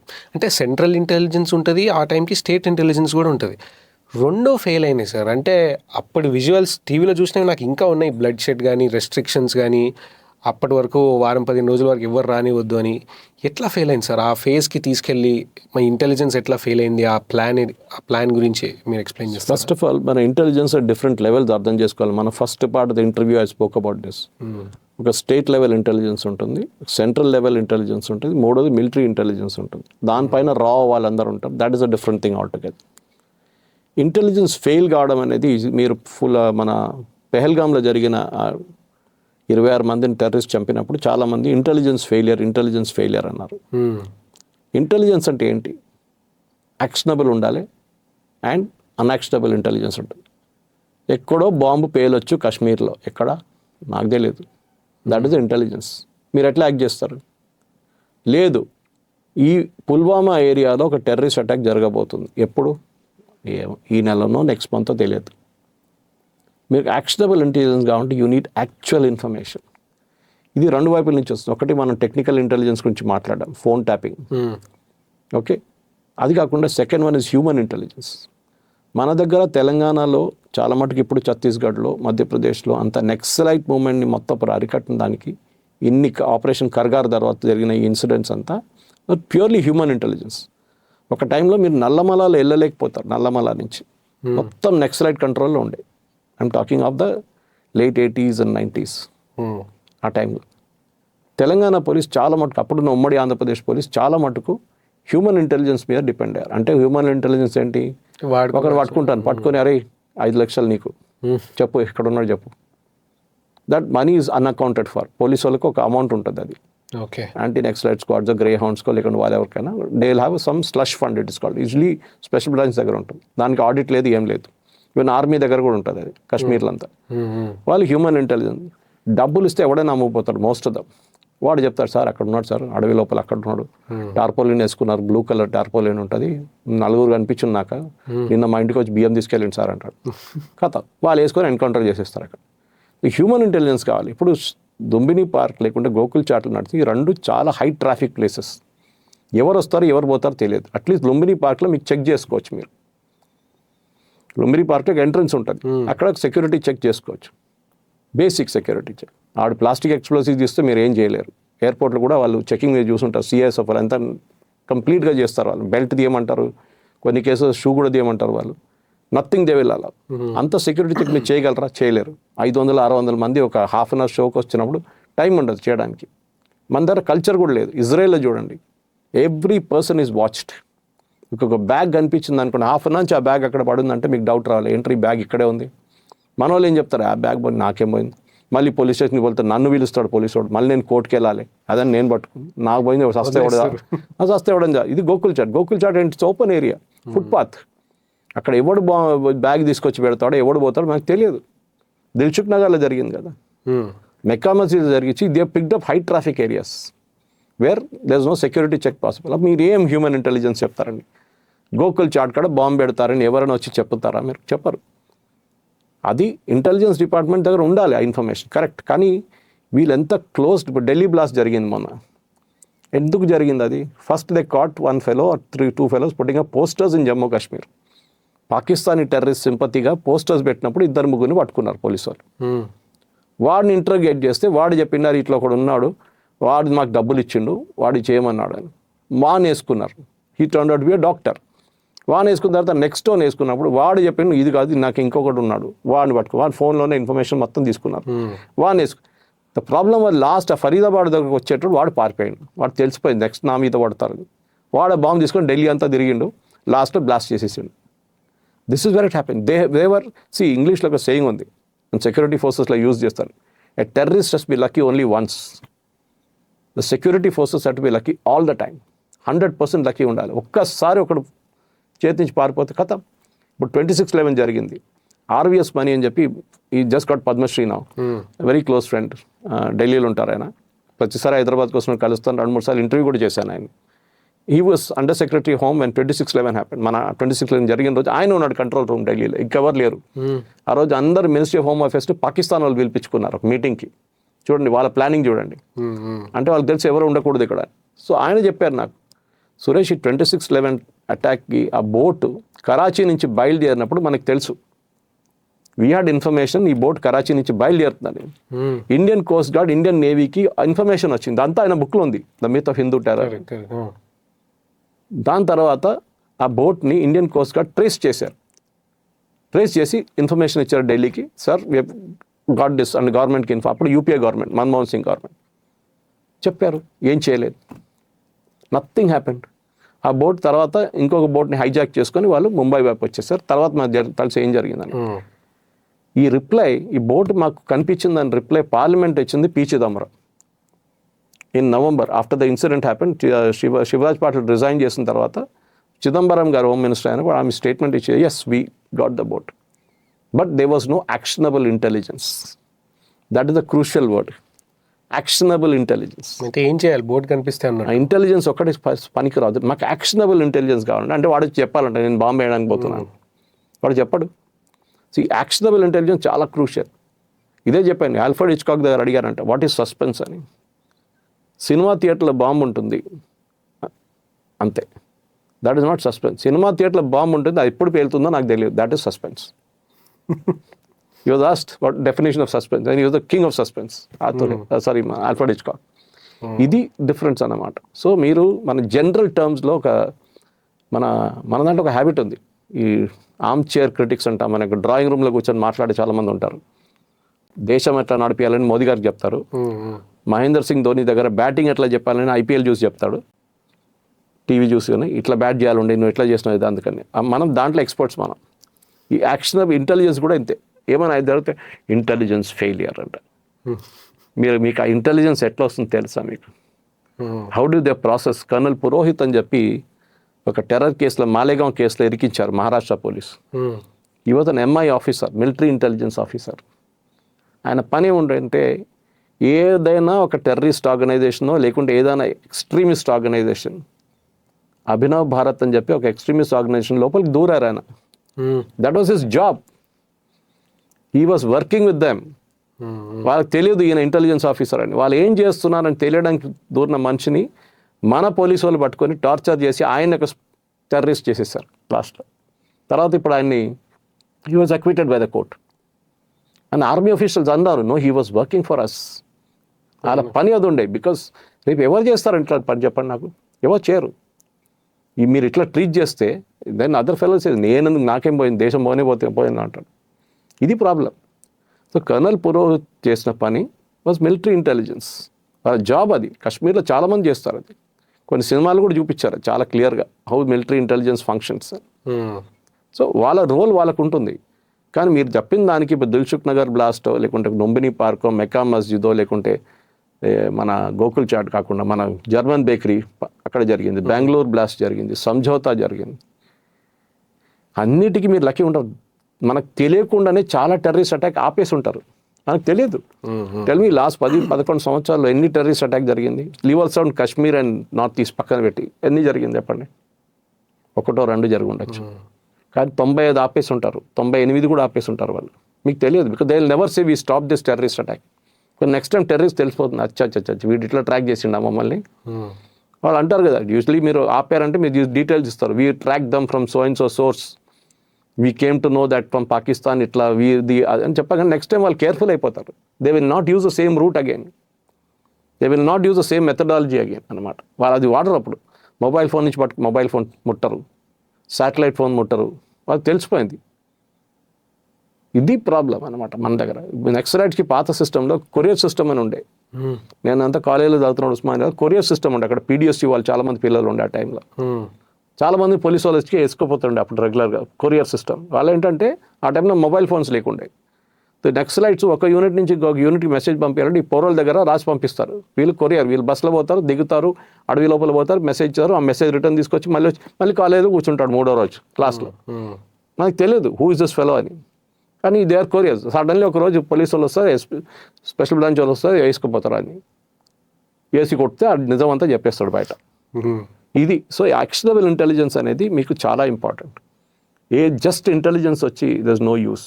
అండ్ ఇంటెలిజెన్స్ ఫెయిలియర్ అని చెప్పడానికి చాలా easy. But you should appreciate security forces. వాళ్ళు చేస్తున్న పని మనం అప్రిషియేట్ చేయాలి. వాళ్ళకి ఇట్లాంటి దానికి మెడల్స్ రావు.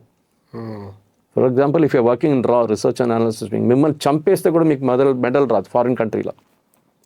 మీరు దురంధర్ సినిమా చూసుంటారు. You can see the kind of torture they undergo. వాళ్ళు పట్టుకుంటే, పాకిస్తాన్ ఎవరైనా పట్టుకుంటే, అది వాళ్ళని అప్రిషియేట్ చేయాలి మనం. అది చాలా ఇంపార్టెంట్. ఈ పాడ్కాస్ట్లో ఇక్కడి వరకు మీరు వచ్చినారంటే ఇది మీకు చాలా ఎంగేజింగ్ ఉంది. చూస్తున్నారు, కానీ చూస్తున్న వాళ్ళందరూ సబ్స్క్రైబ్ చేసుకోవట్లే. Please do subscribe sir. అంటే అప్పుడు 26/11 అటాక్స్లో అయినా సరే కసబ్ని, అండ్ ఈ మన బ్లాస్ట్లో అయినా సరే మన బ్లాస్ట్లో అయితే, హైదరాబాద్లో జరిగిన బ్లాస్ట్లో అయితే 2 పీపుల్ని, సయ్యద్ అని ఇంకొకరు ఇస్మాయిల్ చౌదరి అని ఎవరో 2 ఉన్నారు, సయ్యద్ షేక్ అని ఇస్మాయిల్ చౌదరి. వాళ్ళని 2007లో ఎన్ఐఏ వాళ్ళు క్లియర్గా చెప్పినారు వీళ్ళు కన్విక్టెడ్ అని. 2018 11 సంవత్సరాల తర్వాత వాళ్ళకి డెత్ సెంటెన్స్ ఇచ్చినారు. కరెక్ట్. 11 సంవత్సరాలు 2018. ఇప్పుడు 2026 ఆ డెత్ సెంటెన్స్ ఇంకా ఎగ్జిక్యూట్ చేయలే. 26 ఇప్పటికీ కూడా వాళ్ళని ఎందుకు సార్ అక్కడ చనిపోయిన 44 ఫ్యామిలీస్ వాళ్ళు అప్పుడే లాస్లో ఉన్నారు. వీళ్ళ పరిస్థితి ఏమో వీళ్ళు ఇంకా బతికే ఉన్నారు. మన జ్యుడిషియరీ అట్లా తారీఖు పే తారీఖు నడుస్తుంది. ఎందుకంటే డెత్ సెంటెన్స్ ఇచ్చిన తర్వాత వాడిని 10 సంవత్సరాల దాకా 10-12 సంవత్సరాలు ఎగ్జిక్యూట్ చేయకపోతే సుప్రీంకోర్టు ఆల్రెడీ జడ్జిమెంట్స్ ఉన్నాయి, దాన్ని లైఫ్ ఇంప్రిజ్మెంట్ చేసేస్తారు. డెత్ సెంటెన్స్ పాస్ చేయగానే సపోజ్ లోవర్ కోర్టులో అయింది అనుకోండి, దాని తర్వాత వాళ్ళు హైకోర్టులో ఛాలెంజ్ చేస్తారు. ఎవరు డెత్ సెంటెన్స్ ఇచ్చారు వాళ్ళు ఛాలెంజ్ చేస్తారు. మళ్ళీ అక్కడ కాకుంటే మళ్ళీ వాళ్ళు సుప్రీంకోర్టుకి వెళ్తారు. సుప్రీంకోర్టులో కూడా వాళ్ళకి ఏం రాకపోతే రాష్ట్రపతికి మర్సీ పిటిషన్ ఇస్తారు. నేను ఏం చేయలేదు, నా పేదోళ్ళ కుటుంబం, మా అమ్మ నాన్న ఉన్నారు, వాళ్ళని చూసుకోవాలి, నువ్వు 40 మందిని చంపినవరా అంటే అది సార్ అది కష్టపడి చేస్తున్నావు, ఏం చేయాలి, నా తప్పు అయిపోయింది సార్, మా అమ్మ నాన్న ఉన్నారు, పిల్లలు ఉన్నారు, వాళ్ళు చూసుకోవాలి కదా అంటాడు. సింపతి ఫ్యాక్టర్ తీసుకొస్తాడు. లాస్ట్ ప్రెసిడెంట్ దగ్గర కూడా అట్లనే ఉండిపోయింది అనుకోండి మర్సీ పిటిషన్. వాళ్ళు ఆమె ఏం చేస్తుంటే యూజువల్లీ మినిస్ట్రీ ఆఫ్ హోమ్ అఫేర్స్కి పంపిస్తుంది. Ministry of home affairs law అఫేర్స్ని కాంటాక్ట్ చేస్తారు. వాళ్ళిద్దరు ఇచ్చిన అడ్వైస్ ప్రకారం ప్రెసిడెంట్ యాక్ట్ చేస్తారు. నో రిజెక్ట్ ఇట్ అంటారు, కథ rejected. So that means next week after that ఆయన తీసేయాలని. కానీ చేయరు, మన వాళ్ళు పెండింగ్ పెడతారు. పెండింగ్ దానికి ఒక సిస్టమ్ ఉంది మన కంట్రీలోనే. ఫస్ట్ వాళ్ళు జ్యుడిషియల్ ప్రాబ్లం అది ఫస్ట్. ఆ లాస్ట్ లెవెల్ ఆఫ్ అపీల్ దాకా వెళ్ళదు అది. ఇప్పుడు ఇక్కడ కన్విక్ట్ చేసి డెత్ సెంటెన్స్ పాస్ చేసి ఎవరు చేసి ఉంటారు, సెషన్స్ కోర్ట్ చేసి ఉంటారు, ట్రయల్ కోర్టులో. అది మళ్ళీ నెక్స్ట్ హైయర్ లెవెల్కి వెళ్తుంది, అక్కడి నుంచి హైకోర్టుకి వెళ్తుంది, అక్కడ ఒక 2-3 సంవత్సరాలు పడి ఉంటుంది. హైకోర్టుని సుప్రీంకోర్టు పడుతుంది, అక్కడ 5 సంవత్సరాలు పడి ఉంటుంది. ఇది ప్రాబ్లం. లాస్ట్ ఆడేమంటాడు, మా క్లయింట్ని చూడండి ఇన్ని సంవత్సరాలు మీరు డెత్ సెంటెన్స్లో పెట్టారు, వాడు మొత్తం మెంటల్ అయిపోయింది, ఇప్పుడు వాడిని రిలీజ్ చేయండి అని. సుప్రీంకోర్టు ఎస్ అని చెప్పి స్టాంప్ కొట్టిస్తారు. Because the state has failed. మన దాంట్లో జ్యుడిషియల్ సిస్టమ్ అట్లా పనిచేస్తుంది. 20-30 సంవత్సరాలు కొన్ని కేసులు నడుస్తూనే ఉంటుంది, చేయరు వాళ్ళు. అంటే ఈ విషయంలో క్లియర్ కదా సార్. అదే కదా, ఇప్పుడు మీరు చేశారనుకోండి ఏమంటారు, అరే ఆ రిలీజియన్ వాళ్ళు ఉన్నారు చూడు, దానికోసం వీళ్ళు చేసిండు. అక్కడ ఆ కేసులో చూడు ఇంకా 20 సంవత్సరాల నుంచి ఏం చేయలేదు, వాళ్ళు ఫ్రీగా తిరుగుతున్నారు, ఈయన చేస్తున్నారు. ఇది లాజిక్ తీసుకొస్తారు అప్పుడు. సో భయపడతారు అందరూ ఎగ్జిక్యూటివ్ చేయడానికి. ఎవరైనా మర్డర్ చేసి రేప్ చేసినాం అంటే వాడిని టక్మని వేసేస్తారు. కానీ పొలిటికల్ కేసెస్ వచ్చిందనుకోండి, ఇట్లాంటి బాంబ్ బ్లాస్ట్ లాంటి కేసు, అప్పుడు వాళ్ళు చాలా కేర్ఫుల్ ఉంటారు. Especially state governments. కొన్ని స్టేట్ గవర్నమెంట్స్ సెన్సిటివ్గా ఉంటారు ఈ ఇష్యూలో. అరే ఇది మైనారిటీ కమ్యూనిటీ, వీళ్ళని చేస్తే ఇట్లా అవుతుంది, మళ్ళీ మా మీద ఆరోపణలు వస్తాయి, ఎందుకు లేనిపోయినాయి, వాడు అక్కడే పడి ఉండని మర్చిపోతారు, పిల్లలు అందరు మర్చిపోతారు. ఇదే జరుగుతుంది. సో మీరు చెప్పిన దానికి ఇప్పుడు కాదు 5-10 సంవత్సరాల తర్వాత కూడా ఏం జరగదు, అది అక్కడే వాడు ఉంటుంది. లాస్ట్లో వాడు సుప్రీంకోర్టుకి వెళ్ళి చెప్తాడు, నేను మెర్సీ పిటిషన్ పంపించాను, నేను అది చేశాను ఇది చేశాను, ఎవరు యాక్ట్ చేయలేదు, నేను 15 సంవత్సరాల నుంచి జైల్లో పడినా, డెత్ సెంటెన్స్ ఉంది, నన్ను కాపాడండి అంటే okay imprisonment, life imprisonment, because delay in justice. That's what happens. ఏం చేయలేము. This a regular occurrence. మన దాంట్లో ఒక ల్యాండ్ డిస్ప్యూట్ నుంచి, ఒక క్రిమినల్ కేసు నుంచి, ఒక సివిల్ కేసు నుంచి మీరు ఏదైనా చూడండి, లక్షల కోట్ల కేసు పడినాయి మనకు. Next I think Anand Ranganathan was mentioning somewhere. ఇప్పుడున్న టోటల్ పెండింగ్ కేసెస్ తీసుకుంటే 380 సంవత్సరాలు పడుతుందంట క్లియర్ చేయడానికి ఇప్పుడున్న కేసులు. ఇంకా డైలీ వస్తూనే ఉంటుంది ఇంకా సపరేట్గా. Who is responsible? ప్రతి కేసుకి వెనక ఒక లైఫ్ ఉంది, ఒక జీవితం ఉంది, అది మర్చిపోతున్నాం మనం. కొంతమంది అయితే వాళ్ళ ఎంటైర్ లైఫ్ టైం దాంట్లో కొట్లాడి లాస్ట్ చనిపోతారు వాళ్ళు, అప్పుడు కూడా కేసు తీర్పు ఉండదు. అది ప్రాబ్లం అన్నమాట. ఇది మన జ్యుడిషియల్ సిస్టమ్ ప్రాబ్లం. దట్ మన దగ్గర క్విక్ జస్టిస్ సిస్టమ్ లేదు. Sometimes too much of democracy is also bad అంటారు. కొంచెం డెమోక్రసీ తక్కువ ఉంటే బాగుంటుంది. సీరియస్లీ కొంచెం డిక్టేటర్షిప్ కావాలి మనకి, మనలాంటి దేశానికి. ఎస్పెషలీ డిసిప్లిన్ లేని వల్ల మనకు సివిక్ సెన్స్ లేదు. ఓకే, లైన్లో నిలబడరు. మెట్రోలో చూడండి ఎట్లా ఎక్కుతారు, ఎడ్యుకేటెడ్ పీపుల్ దూసుకెళ్తారు లోపలికి. బయట లోపల ఉన్న బయటకు రానియాడు. ఈ గో టు థాయిలాండ్, నేను అక్కడ పనిచేశాను బ్యాంకాక్లో, పర్ఫెక్ట్ లైన్లో నిలబడతారు, ఒక్కరు కూడా లైన్ బ్రేక్ చేయరు. అందరు బయటకు వచ్చిన తర్వాతనే లోపల ఉన్నారు, వీళ్ళు లోపలికి వెళ్తారు. అది కూడా లైన్లో వెళ్తారు. ఎవడు దూసుకుపోయి సీట్ ఎక్కడ ఉందని చూడడు. కార్ డోర్ ఓపెన్ చేసి బయట స్పిట్ చేయడు. వెళ్తూ కచరా బయట పడేయడు. ఇది మన ప్రాబ్లం. సో మీరు ఎవరినైనా బ్లేమ్ చేయొచ్చు system, but you're also equally to blame for it అనమాట. ఆఫ్టర్ ఆల్ ఎవరు జడ్జెస్ అంటే మనలాంటి వాళ్ళే కదా, వాళ్ళు కూడా మన సొసైటీ నుంచి వచ్చేటోళ్ళు. వాళ్ళు చేస్తే ఏమంటారు, ఈ జడ్జి చాలా అగ్రెసివ్, ఇవాళ డెసిషన్ ఇచ్చిందో ఎల్లుండి ఎగ్జిక్యూట్ చేసింది చూడు అట్లా ఇంత అగ్రెసివ్ ఉన్నాడు, ఇట్లా ఉండకూడదు, డెమోక్రసీ ఎక్కడ పోయింది, హ్యూమన్ రైట్స్ ఎక్కడ పోయింది అంటారు. ఉన్న ప్రాబ్లం చేసిన ప్రాబ్లం, చేయకుండా ప్రాబ్లం. మనం చాలాసార్లు న్యూస్లో చూస్తుంటామండి, బీఆర్ఎస్ పార్టీని చాలామంది అలిగేషన్ చేస్తుంటారు ఫోన్ ట్యాపింగ్ పైన, బట్ వాళ్ళు ప్రతిసారి డినై చేస్తూ వస్తారు. బట్ ఇన్ రియాలిటీ ఒక స్టేట్మెంట్, ఫోన్ ట్యాపింగ్ అని ఒక స్టేట్మెంట్ పాస్ చేస్తే ఎట్లా జరుగుతుంది సార్ రియాలిటీలో? అంటే టవర్ దగ్గర ఏదైనా ఇన్స్ట్రుమెంట్ పెట్టి వింటారా, లేకపోతే ఆపరేటర్తో వింటుంటారా? మా మాటలు వినేస్తున్నారు అని అంటారు, కానీ ఇన్ రియాలిటీ ఎట్లా జరుగుతుందండి ఇది ఫోన్ ట్యాపింగ్? ఫోన్ ట్యాపింగ్ అనేది చాలా పాత టెక్నాలజీ యాక్చువల్లీ. ముందు అయితే మీరు ఎక్స్చేంజ్లో కూర్చొని వినాల్సి ఉంటుండే బిఎస్ఎన్ఎల్ టైంలో. అంటే యాక్చువల్ ఎక్స్చేంజ్ ఎక్కడ ఉంటుంది, ఇప్పుడు సికింద్రాబాద్ ఉందనుకోండి, లేకుంటే మన ఖైరతాబాద్ ఉందనుకోండి, ఎక్స్చేంజ్లో కూర్చొని మీరు డైరెక్ట్ మీరు వినాల్సి వస్తుంది. అది యూజువలీ ఆ టైంలో ఇంటెలిజెన్స్ ఏజెన్సీస్ యూజ్ చేస్తుండే, దేశ వ్యతిరేకంగా పనిచేసేట వాళ్ళ ఫోను. ఆ టైంలో ఓన్లీ ల్యాండ్ లైన్స్ లేకుండా ఉండే, ఆ టైంలో మొబైల్ ఫోన్స్ లేకుండే. బిఫోర్ 1995 గురించి మాట్లాడుతాను. దాని తర్వాతనే మొబైల్ ఫోన్స్ వచ్చింది. ఈ ల్యాండ్ లైన్స్ ఉన్నప్పుడు చాలా ఈజీ ట్యాప్ చేయడానికి. సో ఏం చేస్తారంటే వాళ్ళు ఎక్స్చేంజ్ వెళ్ళి కూర్చొని పర్టికులర్ నెంబర్ నుంచి ఏమైనా అవుట్ గోయింగ్ ఇన్కమింగ్ కాల్స్ అయితే వింటూ ఉంటారు ప్యారలల్గా కూర్చొని. కానీ మీరు ఎవరి దగ్గర అడిగారనుకోండి, వాళ్ళు డినై చేస్తారు, no there nothing of that sort that happens. కానీ దానికి ఒక ఆథరైజేషన్ కావాల్సి వస్తుంది. యూజువలీ గవర్నమెంట్ వైపు నుంచి అది ఎవరైనా ఇంటెలిజెన్స్ వాళ్ళు కూడా చేస్తే కూడా హోమ్ సెక్రటరీ లెవెల్కి వెళ్తుంది ఆ పర్టికులర్ స్టేట్ది. సెంట్రల్ గవర్నమెంట్ లెవెల్లో అయితే యూనియన్ టెరిటరీస్లో యూనియన్ టెరిటరీ కాకుండా home secretary even at the national level కూడా జరుగుతుంది. వాళ్ళకి ఒక అప్లికేషన్ ఇచ్చి this is the reason why we're doing it and phone so and so period to so and so period అని చెప్తారు. అది పాత సిస్టమ్ ఉండే. మొబైల్స్ వచ్చిన ప్రాబ్లం ఏమైందంటే ఈ మొబైల్ని ట్రాక్ చేయడం చాలా డిఫికల్ట్. ఓకే, ఈజీ అంటారేమో. లేదు, డిఫికల్ట్. ఎందుకంటే ఒకటి, మీరు ఎప్పుడైనా మీ మొబైల్ ఫోన్ మార్చుకోవచ్చు. నేను ఒక నెంబర్తో మాట్లాడుతున్న, రేపు మా ఫ్రెండ్ నెంబర్ తీసుకొని దాని నుంచి మాట్లాడుతాను, మీకు తెలియదు నేను ఆ నెంబర్ యూజ్ చేస్తున్నానని. నా పేరు మీద ఉన్న నంబరు లేకుంటే నేను రెగ్యులర్గా యూజ్ చేస్తున్న నెంబర్ ట్యాప్ చేయాలంటే ఈజీగా ఉంటుంది అనమాట. దాంట్లో కూడా మీరు వినుంటారు, కిడ్నాపింగ్ లేకుంటే ఏదైనా క్రైమ్ చేసి పారిపోయిన వాళ్ళని పట్టుకోవడానికి పోలీసులు టవర్ లొకేషన్ యూజ్ చేస్తారని. ఇప్పుడు ఈ ఫోన్ ఉందనుకోండి, మీ ఐఎంఈఏ లొకేషన్ పెట్టి వీళ్ళని they can trace you wherever you are. మీరు సిమ్ కార్డ్ వాడేసినా కానీ after committing a crime, ATM దొంగతనమో లేకుంటే ఇంట్లో ఏదైనా దాడి చేసి తీసుకెళ్ళిన డబ్బులతో పారిపోతే మీ మొబైల్ ఫోన్ని మీ ఆన్ చేస్తే they can track you immediately ఏ టవర్లో ఉన్నారని చెప్పేసి. అంటే ఒక ట్రయాంగులేషన్ అంటారు ఆ మెథడ్ అది. ఆ టవర్, ఈ టవర్, ఈ టవర్, ఈ టవర్ నడిమిట్లో మీరు ఎక్కడ ఉన్నారు. ఇప్పుడు మన దగ్గర ఉన్న ఐఫోన్స్ చూడండి, they have more advance technology. IPhone can trace you within the lane also, ఏ లేన్లో ఉన్నారు, ఏ బిల్డింగ్లో ఉన్నారు అని కూడా చెప్తారు వాళ్ళు. సో దాంట్లో ఒక ఫీచర్ ఉంది, మీ ఫోన్ పోతే కూడా మీకు తెలుసుకోవచ్చు, ఎక్కడైనా పట్టుకోవచ్చు. ఫోన్ ఆన్ చేయగానే సేమ్ థింగ్, సిమ్ కార్డ్ పడేస్తే కూడా you can catch you. Police వాళ్ళు కూడా చూస్తుంటారు, మీరు నెలకు 2 లక్షల ఫోన్లు పట్టుకున్నాం, 3 లక్షల ఫోన్లు, దొంగతనమైన ఫోన్లన్నీ తీసుకొని రిటర్న్ చేస్తారు ఓనర్స్కి. ఇదే టెక్నాలజీ అనమాట. కానీ మొబైల్ ఫోన్ టెక్నాలజీ ట్యాపింగ్ అనేది ఇంకో లెవెల్. అది మీకు గుర్తుంటుంది, ఆ జనరల్ వీకే సింగ్ ఆర్మీ చీఫ్ ఉన్న టైంలో పెద్ద కాంట్రవర్సీ జరిగింది ఢిల్లీలో. కొంతమంది ఆర్మీ ఆఫీసర్స్, కొంతమంది పొలిటీషియన్స్ ఇంటి బయట ఒక వ్యాన్ తీసుకొచ్చి ఎవరో స్టేషనరీగా పెట్టుకున్నారు అక్కడ. ఆ వ్యాన్ రాత్రిపూట అంతా అక్కడే ఉంది.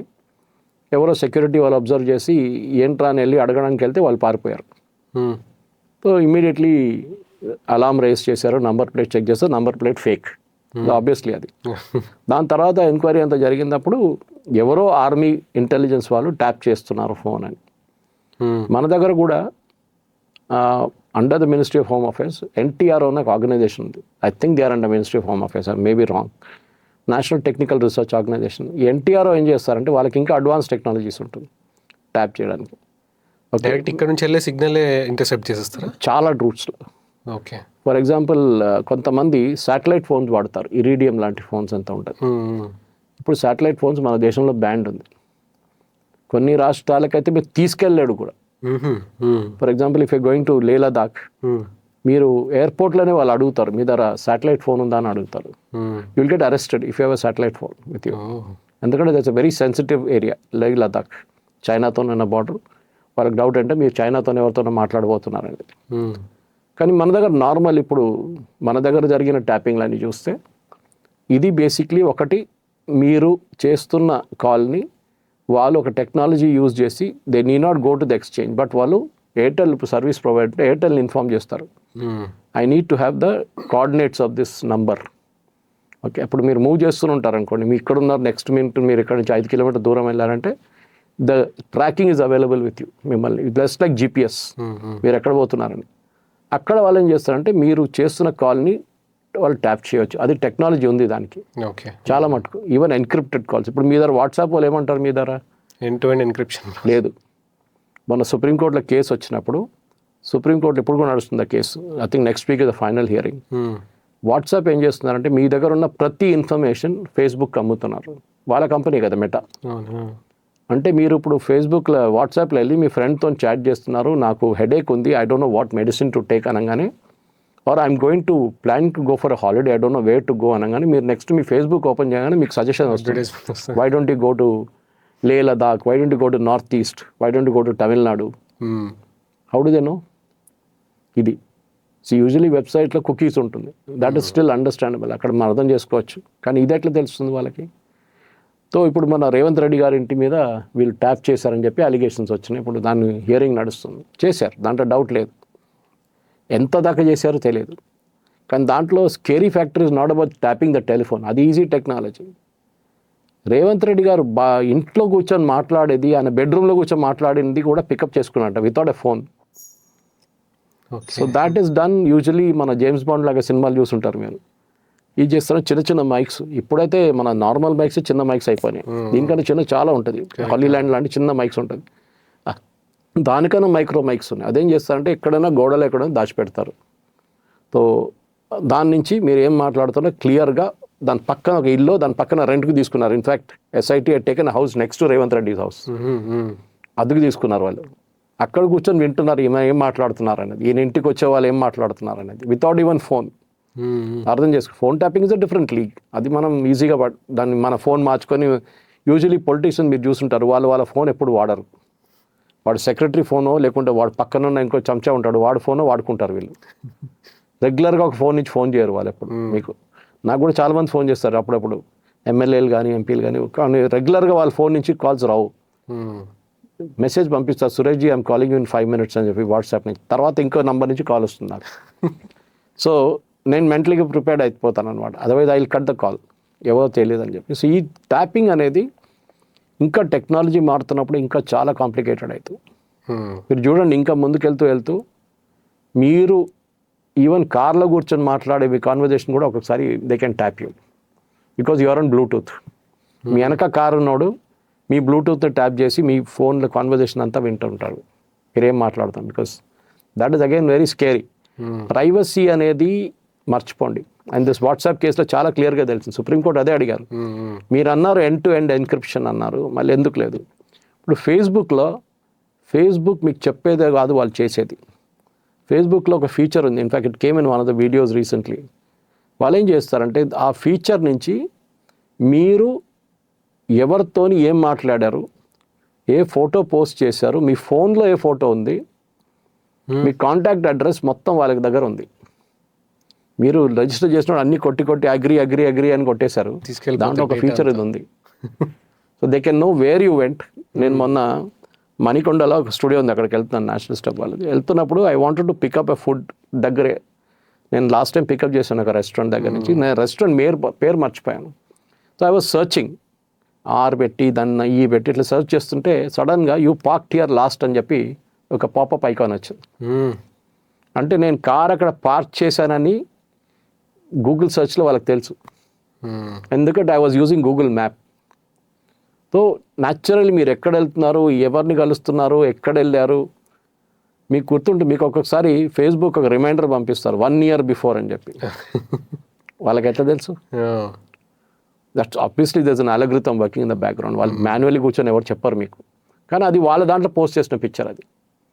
కానీ అది కాకుండా కూడా మీకు చాలా టైం రిమైండర్స్ మిగతా సోర్సెస్ నుంచి కూడా వస్తాయి, ఇక్కడ మీరు వెళ్ళారు, అక్కడ పోస్ట్ చేశారు. సో ప్రైవసీ అనేది మర్చిపోండి. మీరు మాట్లాడడం అంటే good old way of speaking, that is పక్కన కూర్చొని ఇద్దరు కూర్చొని మాట్లాడుకోవాలి. అప్పుడు కూడా డౌట్ ఉంటుంది, పక్కనే పడినా ఇంకోటి థర్డ్ పార్టీ వింటున్నాడా అని. ఇంకో ట్యాపింగ్ చేసింది. సో రేవంత్ రెడ్డి గారి కేసులో ఏం జరిగిందంటే, ఆబ్వియస్లీ ఒకటి డైరెక్ట్ ఫోన్ ట్యాపింగ్ జరిగింది, that no doubt about it. ఎందుకంటే చాలా మటుకు హార్డ్ డిస్క్ అదంతా ఉండే డిస్ట్రాయ్ చేశారంటున్నారు కొంత. కానీ కొత్తది ఏం కాదు, ఇప్పుడు రేవంత్ రెడ్డి గారు కేసీఆర్ మీద చేస్తుంటారు ఇదే పని. That is expect. Intelligence department పని ఇది. స్టేట్లోని ఇంటెలిజెన్స్ డిపార్ట్మెంట్ ఉంటుంది, సెంట్రల్లోని ఇంటెలిజెన్స్ డిపార్ట్మెంట్ ఉంటుంది, దాని కాకుండా మిలిటరీ ఇంటెలిజెన్స్ ఉంటుంది. వాళ్ళు కూడా వింటుంటారు చాలా మటుకు కాశ్మీర్ లాంటి ఏరియాస్లో, డిస్టర్బ్డ్ ఏరియాస్లో, నార్త్ ఈస్ట్ లాంటి ఏరియాస్ ఎవరు ఏం చేస్తారు, సస్పీషియస్ కాల్స్ ఏమైనా వస్తే then they keep tracking it. దాని నుంచి చాలామందిని పట్టుకుంటారు, ఎన్కౌంటర్ జరుగుతుంది, కాశ్మీర్లో ఏదో ఫారెస్ట్ లోపల రేట్ జరుగుతుంది అని అక్కడి నుంచి ఒక సిగ్నల్ ఎమినేట్ అవుతుంది కన్సిస్టెంట్గా. ఏంట్రా అడవి లోపల నుంచి సిగ్నల్ వస్తుంది, so then they kind of track it down అనమాట. సో దానికోసం వాళ్ళు they use iridium phones, satellite phones. వాళ్ళు పట్టుకోలేదు, మీరు అక్కడ అడవి లోపల ఉన్నాడు. So that technology also jam చేయడానికి కూడా టెక్నాలజీ ఉందన్నమాట. కొంతమంది ఏం చేస్తారు, ఇప్పుడు ప్రధానమంత్రి గారు ఒక ఫారిన్ విజిట్కి వెళ్తున్నారు, ఆయన్ని ఒక హోటల్లో బుక్ చేశారు వాళ్ళు, గెస్ట్ హోస్ట్. ఏం చేస్తారంటే ఈ హోటల్లో వీళ్ళ అడ్వాన్స్ టీమ్ ఒకటి వెళ్తుంది, SPG, special protection group, which guards the prime minister. వాళ్ళ దగ్గర స్వీపింగ్ ఎక్విప్మెంట్ ఉంటుంది, వాళ్ళు మొత్తం స్వీప్ చేస్తారు, ఎలక్ట్రానిక్ స్వీపింగ్. ప్రతి పార్ట్ వాళ్ళు చెక్ చేస్తారు, బాత్రూంలో ఉన్న ట్యాప్ కూడా చెక్ చేస్తారు, ఎందుకంటే దాని లోపల ఏమైనా పెట్టారని చెప్పేసి. సో ద స్వీపింగ్లోనే మీకు చాలా మటుకు బయటకు వస్తుంది. మీకు ఎగ్జాంపుల్ ఇస్తాను ఒకటి. మన దగ్గర సీసీటీవీ కెమెరాస్ ఉంటుంది, చాలా మటుకు ఈ సీసీటీవీ కెమెరాస్ చైనాలో, మేడ్ ఇన్ చైనా ఉంటుంది. మన దగ్గర బయోమెట్రిక్ సిస్టమ్స్ ఉంటుంది most of the officers attendance కోసం. అది కాకుండా ఐరిస్ స్కాన్ పెట్టి కొన్ని ప్లేసెస్లో ఫేస్ రికగ్నిషన్ సిస్టమ్స్ ఉంటాయి. ఒక 8 నెలల ముందు ఇంటెలిజెన్స్ డిపార్ట్మెంట్కి డౌట్ వచ్చి యూనియన్ లెవెల్లో, సెంట్రల్ లెవెల్లో వాళ్ళు ఏం చేశారంటే డిఫెన్స్ మినిస్ట్రీలో ఉన్న, అది కాకుండా మన దగ్గర navy and air force bases దగ్గర అటెండెన్స్ సిస్టమ్ సివిలియన్స్ కోసం పెట్టుంటారు వాళ్ళు. కొన్ని ప్లేస్లో యాక్సెస్ వీళ్ళకి కూడా, నేవల్ ఆఫీసర్స్, ఎయిర్ ఫోర్స్, కొన్ని రెస్ట్రిక్టెడ్ ఏరియాస్ ఉంటుంది, వాళ్ళే వెళ్ళొచ్చు. అక్కడ వాళ్ళు వెళ్ళి చెక్ చేశారు, దీనికి ఏమైనా బ్యాక్ ఎండ్ లేదన్నా, అక్కడి నుంచి సిగ్నల్ ఎక్కడికైనా వెళ్తుందా అని చెప్పేసి. ఎందుకంటే suppose to go directly to the HR department or security department. అది కూడా వైర్డ్ ఉంటుంది. చూస్తే దాంట్లో 2-3 చిప్స్ ఉన్నాయంట దాని లోపలే, and those chips are transmitting signals to somewhere. Obviously అన్ని చైనాలో తయారు చేసినప్పుడు అక్కడికే వెళ్తుంది అది. సో చైనా వాళ్ళకి ఏం తెలిసిపోయిందంటే, ఫస్ట్ ఎయిర్ ఫోర్స్ బేస్లో ఈ మనిషి ఉన్నాడు, ఆయన పేరు ఇది, ఆయన పొద్దున 8 గంటలకు వస్తాడు, 8 గంటలకు వెళ్తాడు, ఓకే, వాడు రెగ్యులర్ హ్యాబిట్స్ అన్నీ తెలిసిపోతుంది వాళ్ళకి. CCTV cameras are even worse, వాళ్ళు డైరెక్ట్ సిగ్నల్స్ పంపిస్తుంటారంట. సో దానికోసం మీరు గుర్తుంటే, మీకు టిక్టాక్ ఎందుకు బ్యాన్ చేశారు మన దగ్గర? టిక్టాక్ వాజ్ బ్యాన్ బికాజ్ మీరు రిజిస్టర్ చేయగానే అది చైనాకి వెళ్తుంది మీ information. Even OnePlus phones initially వచ్చినప్పుడు చెప్పారు రిజిస్టర్ చేయగానే చైనాకి వెళ్తుందని. ఇప్పుడు అది లేదులే, because they are made in ఇండియాను. చాలా స్ట్రిక్ట్ ప్రోటోకాల్స్ ఉంది దానికి. సో ట్యాపింగ్ అనేది పాత ల్యాండ్లైన్ బిఎస్ఎన్ఎల్ నుంచి ఇప్పుడు టెక్నాలజీకి మారుతూనే ఉంటుంది, because technology is changing everyday. ఇప్పుడు టెర్రరిస్ట్ చూడండి, వాట్సాప్ వాడరు వాళ్ళు ఏం చేస్తారంటే సిగ్నల్ వాడతారు, which is slightly more difficult to crack. Okay, రేపు మిగతా ఏదైనా వాడచ్చు, బికాస్ క్లోజ్ సర్కిల్ కమ్యూనికేషన్ కోసం కొత్త టెక్నాలజీ వస్తున్నాయి. దానికోసం చాలామంది మీరు చూస్తుంటారు వాట్సాప్లో కాల్ చేస్తారు. జర్నలిస్ట్ అందరూ they never call on regular lines. ఇది వాళ్ళ యూజువల్ స్టాండర్డ్ ప్రొసీజర్. వాళ్ళు ఏమనుకుంటారు, ఎవరు వినట్లేదు, అక్కడ కూడా వింటున్నారు, అక్కడ కూడా వాళ్ళకి తెలుసు, వాట్సాప్లో కూడా వాళ్ళు వింటున్నారు. వాట్సాప్లో మీరు డిలీట్ చేసిన చాట్లు కూడా తీసుకొచ్చిన కేసులు మీరు వినుంటారు, మర్డర్ కేసెస్లో, రేప్ కేసెస్లో, బ్లాక్మెయిల్ కేసెస్లో. ఇట్లాంటి కేసెస్లో పోలీస్ వాళ్ళు ఏం చేస్తారంటే they have technology to retrieve it. వాళ్ళకి కాకపోతే వాళ్ళు డైరెక్ట్ వాట్సాప్ వాళ్ళ దగ్గర అడుగుతారు, దెన్ దే మెటా వాళ్ళు అడుగుతారు, మెటా ఇచ్చేస్తారు. ఇది మన so the nothing called a safe place anymore. Okay, privacy అనేది మర్చిపోండి ఇప్పుడున్న లోకంలో. మీరు ఎక్కడ వెళ్తారు, ఏం చేస్తారు, ఎవరు కావాలంటే వాళ్ళకి తెలుసు. అది ఎవరు చేస్తున్నారు దాన్ని బట్టి ఉంటుంది. మనం 140 కోట్లు ఉన్నాం, మనం అందరిని ట్రాక్ చేయలేం. So only specific reason, specific వాళ్ళు. ఇప్పుడు ఒక పొలిటీషియన్ ఉంటే, for example Dharmapuri Arvind, Nizamabad MP, ఆయన ఎవరితో మాట్లాడుతున్నారు. కేసీఆర్ ఉన్నప్పుడైతే ఫుల్ ఆయన మీద నిఘా ఉండే, ఇప్పుడు ఉందో లేదో తెలియదు. సో అట్లాంటి టైంలో ఆయన ఎవరితో కలుస్తున్నారు, ఎవరిని మీట్ చేస్తున్నారు. ఈవెన్ మీరు సొంతమైన సెక్యూరిటీ గార్డ్స్ ఉంటారు మీతో, స్టేట్ గవర్నమెంట్ నుంచి. మీరు ఎంపీగా ఉన్న, ఎమ్మెల్యే ఉన్న, మీకు సెక్యూరిటీ ఇస్తారు, అది ఎస్ఐబి నుంచి ఉంటుంది. వాళ్ళు పంపించిన సెక్యూరిటీ గార్డ్ కూడా ఇన్ఫర్మేషన్ ఇస్తలేరని మీకు ఎట్లా తెలుసు? సార్ దగ్గర మా సార్ని కలవడానికి వాళ్ళ జీవన వచ్చిండు, ఆయన వచ్చిండు. నేను ఒక 3 నెలల ముందు కరీంనగర్ వెళ్ళుండే ఒక టాక్ ఇవ్వడానికి. రైట్ వింగ్ వాళ్ళు అందరు వచ్చారు, అంటే అది ఆర్గనైజ్ చేసింది ఆర్ఎస్ఎస్ అఫిలియేటెడ్ ఆర్గనైజేషన్. నేను అక్కడ ఉన్నప్పుడే ఫ్రంట్ రోలో ఒకరు కూర్చొని వీడియో తీస్తున్నారు. నాకు డౌట్ వచ్చింది అప్పుడే, అంటే వీడియో తీస్తే 5 నిమిషాలు తీసి బంద్ చేస్తారు. ఎవరో కంటిన్యూస్గా వీడియో చూస్తున్నారు ఆయన కూర్చొని. చూస్తే కూడా ఆయన డ్రెస్ కొంచెం చూస్తే సివిలియన్ క్లోత్స్లో ఉన్నారు. నాకు డౌట్ వచ్చింది. ఇదంతా అయిన తర్వాత నేను కిందకి వచ్చి, ఆయన అప్పుడు కూడా వెళ్ళలేదు, అక్కడే కూర్చున్నారు. వెళ్ళి అడిగాను, మీరు స్పెషల్ బ్రాంచ్ నుంచి అని అడిగాను. మీకు ఎట్లా తెలుసారా అన్నాడు. చాలా ఈజీ, ఇది ఇట్లా ఉంది, నాకు తెలుసు, మీరు యూఆర్ డూయింగ్ అ జాబ్, నేను మిమ్మల్ని తప్పు పట్టట్లేదు, మీరు మీ జాబ్ చేస్తున్నారు. సురేష్ కొచ్చాట్లో వచ్చాడు, ఏం మాట్లాడారు, మీరు వెళ్ళి మీ దాంట్లో ఫైల్ చేస్తారు, ఎవరైనా చూస్తారు. నేను అంత కాంట్రవర్షియల్ మనిషి కాదు, సో నన్ను పక్కన పెట్టేస్తారు. అదేదో నక్సలైట్ గ్రూప్ సపోర్టరో ఎవరైనా ఉంటే అది ఇంకో మాట. ఓకే, వర్రాలు అంటోళ్ళు వాళ్ళు ఎవరైనా స్పీచెస్ అప్పుడు ఇమ్మీడియట్గా అది ఎస్పీకి వెళ్ళిపోతుంది, స్పెషల్ బ్రాంచ్కి వెళ్ళిపోతుంది. Anyway, long story short, the idea is the tapping అనేది చాలా పాత ఇండస్ట్రీ. దాన్ని సఫిస్టికేటెడ్ టూల్స్గా ఇప్పుడు ఈవెన్ ప్రైవేట్ ఇండివిజువల్స్ వాడుకుంటున్నారు. అక్కడే ప్రాబ్లం వస్తుంది. మీరు చూసుంటారు, కుక్కట్పల్లిలో మీరు తిరగండి ఈ రోడ్ మీద, ప్రతి పోల్ నుంచి ఒక 20 కేబుల్ పోతుంటాయి. దాని నుంచి ఒకటో రెండో ఇంటర్నెట్ వాళ్ళది ఉండొచ్చు. అది కూడా ఇల్లీగల్ యాక్చువల్లీ, చేయకూడదు అట్లా. అండర్ గ్రౌండ్ తీసుకోవాలి కేబులింగ్, అది కూడా పర్మిషన్ తీసుకొని రోడ్ కట్ చేసి. మిగతా 18 నుంచి 20 నుంచి 25 కేబుల్లు అంతా ప్రైవేట్ కనెక్షన్స్. మీ ఆఫీస్ 1 కిలోమీటర్ దూరంలో ఉంది, ఇంకొక ఆఫీస్ ఇక్కడ ఉంది. మీరు మొబైల్ ఫోన్ ఏమి యూజ్ చేయకుండా మీరు ఒక ల్యాండ్ లైన్ లాగా వాడుకుంటున్నారు, ఒకటి phone to phone, peer to peer. దాంట్లో మీరు ట్యాప్ చేయలేరు, because we're created own exchange. ఇప్పుడు మీరు ఈ సైబర్ క్రిమినల్స్ వినుంటారు, డిజిటల్ అరెస్ట్, అది ఇది, వాళ్ళు చేసే పని ఇది. They have use a very sophisticated thing. కంబోడియాలో కూర్చొని, థాయిలాండ్లో కూర్చొని, అక్కడి నుంచి స్పూఫ్ చేసి మీకు ఒక లోకల్ కాల్ చేస్తారు. మీరు అనుకుంటారు అది +91 ఇండియా కాల్ అనుకుంటారు, కాదు, అది బయట నుంచి వచ్చిన కాల్. అది మీ కాలే. మీ అమ్మగారు నాన్నగారికి ఫోన్ చేసి నన్ను కిడ్నాప్ చేశారు, నేను ఏడుస్తున్నాను చూడండి అని చెప్పి వాడు కిడ్నాపర్ ఇస్తాడు వాడికి, చూడు మీ కొడుకు ఏడుస్తున్నాడు. చూస్తే కరెక్ట్ మీలాగా ఉంటాడు. Again it is all tampering with your phone. మీ ఫోన్ని ట్యాంపర్ చేసి స్పూఫ్ చేసి నాకు 50,000 రూపాయలు కావాలి, నేను నా పాకెట్ కొట్టేసాడు కూడా, డబ్బులు లేవు అని చెప్తారు. అదే మెసేజ్ మీ ఫ్రెండ్స్ 25-30 మందికి వెళ్తుంది. దాంట్లో 2-3 ఫూలిష్లీ డబ్బులు పంపిస్తారు, డబ్బులు పోతాయి అంతే. తర్వాత తెలుసు మీ నంబర్ కాదనేది. సో మన దగ్గర ట్యాపింగ్ అనేది, మీరు అడిగిన ప్రశ్నకి I just took it bigger more broader level.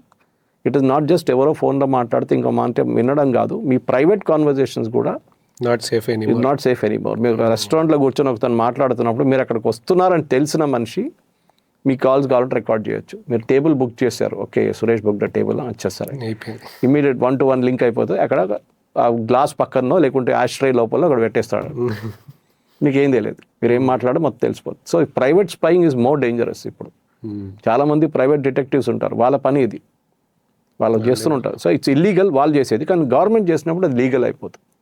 Even government చేసినప్పుడు లీగల్ ప్రాసెస్గా చేయకుండా చేస్తేనే ప్రాబ్లం అవుతుంది. జస్ట్ లైక్ రేవంత్ రెడ్డి కేసులో అయింది, because you didn't follow the legal procedure follow చేస్తే ఇష్యూ ఉండదు. కానీ మీరు ఎందుకు ఆపోజిషన్ లీడర్ ట్యాప్ చేస్తారంటే అన్ని ఆపోజిషన్ లీడర్ ఫోన్ ట్యాప్ చేస్తారు. అది తెలంగాణ అని కాదు, ఆంధ్ర అని కాదు, ఏ స్టేట్లో ట్యాప్ చేస్తారు వాళ్ళు. ఈయన ఎక్కడ పోతాడు, ఏం చేస్తాడు, ఎవరిని కలుస్తున్నాడు, ఎవరు డబ్బులు ఇస్తున్నాడు, ఎవరు డబ్బులు తీసుకుంటాడు, అంతా వాళ్ళకి తెలుసు. Okay, that is idea behind. ఈ పాడ్కాస్ట్లో ఇక్కడి వరకు మీరు వచ్చినారంటే ఇది మీకు చాలా ఎంగేజింగ్ ఉంది. చూస్తున్నారు, కానీ చూస్తున్న వాళ్ళందరూ సబ్స్క్రైబ్ చేసుకోవట్లే. Please do subscribe. సార్, ఇందాక మీరు సివిక్ సెన్స్ గురించి మాట్లాడుతుంటే నాకు ఇంకోటి ఎప్పటి నుంచో ఈ ప్రాబ్లం ఉందనిపిస్తుంది సార్. మూసీ రివర్ దాన్ని ఒక డ్రైనేజ్ డిస్పోజల్ లాగా తయారైంది.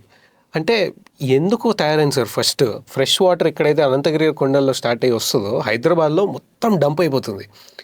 మళ్ళీ ప్రతిసారి ప్రతి ప్రభుత్వం వాళ్ళ ప్రామిసెస్లో ఒకటి ఉంటుంది, మూసీ రీడెవలప్మెంట్ ప్రాజెక్ట్ అనో లేకపోతే హుసేన్ సాగర్ క్లీనింగ్ ప్రాజెక్ట్ అనో, లక్షల కోట్లు దానిపైన పోయినాయి. ఇప్పుడు కాదు, 20 సంవత్సరాల నుంచి అదే. ఇప్పుడు ఏ ప్రాజెక్ట్ చేపట్టినా 20 సంవత్సరాలు అయిపోయింది కదా. కరెక్ట్. అంటే ఎందుకు చేస్తలేరు? అది ఫస్ట్ ఆఫ్ 2 క్వశ్చన్లు ఉన్నాయి సార్ నాకు దీంట్లో. ఎందుకు అంత నాశనం చేసినారు ఫస్ట్ మూసీ రివర్ని, అండ్ ఇది ఎందుకు మళ్ళీ వాపస్ చేయలేకపోతున్నారు? ఫస్ట్ ఎందుకు నాశనం అయింది? మీకు మూసీ రివర్ ఆరిజిన్ మీరు కరెక్ట్గా చెప్పారు. వికారాబాద్ అనంతగిరి హిల్స్ నుంచి వస్తుంది. అది వస్తూ ఏం చేస్తారంటే ముందు కంప్లీట్ ఛానల్స్ ఫ్రీగా ఉండే నీళ్ళు రావడానికి. గండిపేట వైపు ఉస్మాన్ సాగర్, హిమాయత్ సాగర్ కట్టింది మోక్షగుండం విశ్వేశ్వరయ్య గారు.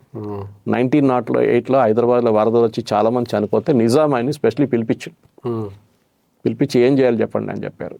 ఈ సెడ్ నేను చెప్పే అడ్వైస్ నేనే ఇంప్లిమెంట్ చేస్తాను, మీరు దాంట్లో ఇంటర్ఫియర్ కాకూడదు అన్నారు. నిజాం ఎస్ అని చెప్పారు. అంత రెస్పెక్ట్ ఉండే ఆయనకి, మోక్షగుండం విశ్వేశ్వరయ్య గారు.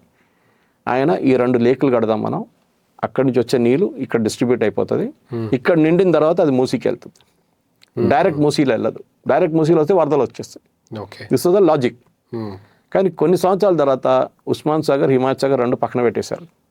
ఎందుకంటే మనం మంజీరా వాటర్ స్టార్ట్ అయింది. ఇప్పుడు కూడా తాగే నీళ్ళ పేరు మనం మంజీరా అని చెప్తాం. మనం మంజీరా అని చాలా తక్కువ నీళ్ళు ఇప్పుడు మనం వాడేది. కృష్ణా రివర్ ట్రిబ్యూటరీ ఉండేది. దాని తర్వాత నాగార్జున సాగర్ నుంచి అటువైపు కృష్ణా రివర్ నుంచి మళ్ళీ మనం సిటీకి నీళ్ళు గుంజడం మొదలు పెట్టినాం. తర్వాత గోదావరి వైపు నుంచి పెట్టినాం. ఎక్కడ ఉన్నా అక్కడి నుంచి మనం నీళ్ళు గుంజుకుంటున్నాం ఇప్పుడు మనం రివర్స్ నుంచి. ఓకే, మిషన్ భగీరథ అని పెట్టుకున్నాం సప్లై కోసం. ఇదన్నీ చేసినప్పుడు మనకు మాట గుర్తుంటలేదు మనకి. ఈ తాగే నీళ్ళు అనేది ఎక్కడి నుంచి వస్తుంది? మీకు రివర్ నుంచి వస్తుంది కదా. మళ్ళీ మూసీ ప్రాబ్లం ఏంటి? మూసీ ప్రాబ్లం ఏంటంటే నీళ్ళు సంవత్సరాలు ఒకసారి వరదలుగా వస్తుంది.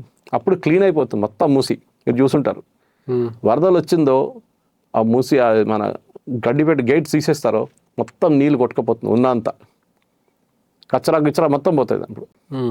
ప్రాబ్లం అంటే మూసీ ఎప్పటి నుంచో ఎంక్రోచ్ చేసుకుంటూ వస్తున్నారు. ఒరిజినల్ మూసీ కాదు ఇప్పుడు. రెగ్యులర్ ఫ్లో లేదు. ఎందుకంటే అనంతగిరి నుంచి మీకు సిటీకి వచ్చేదాకా మొత్తం అక్కడ అన్ని ఫామ్ హౌస్లు కట్టుకున్నారు, గేటెడ్ కమ్యూనిటీలు కట్టుకున్నారు. ఈ వచ్చే ఛానల్స్ అన్నీ బ్లాక్ చేసుకొని వాళ్ళు స్విమ్మింగ్ పూల్ తయారు చేసుకున్నారు.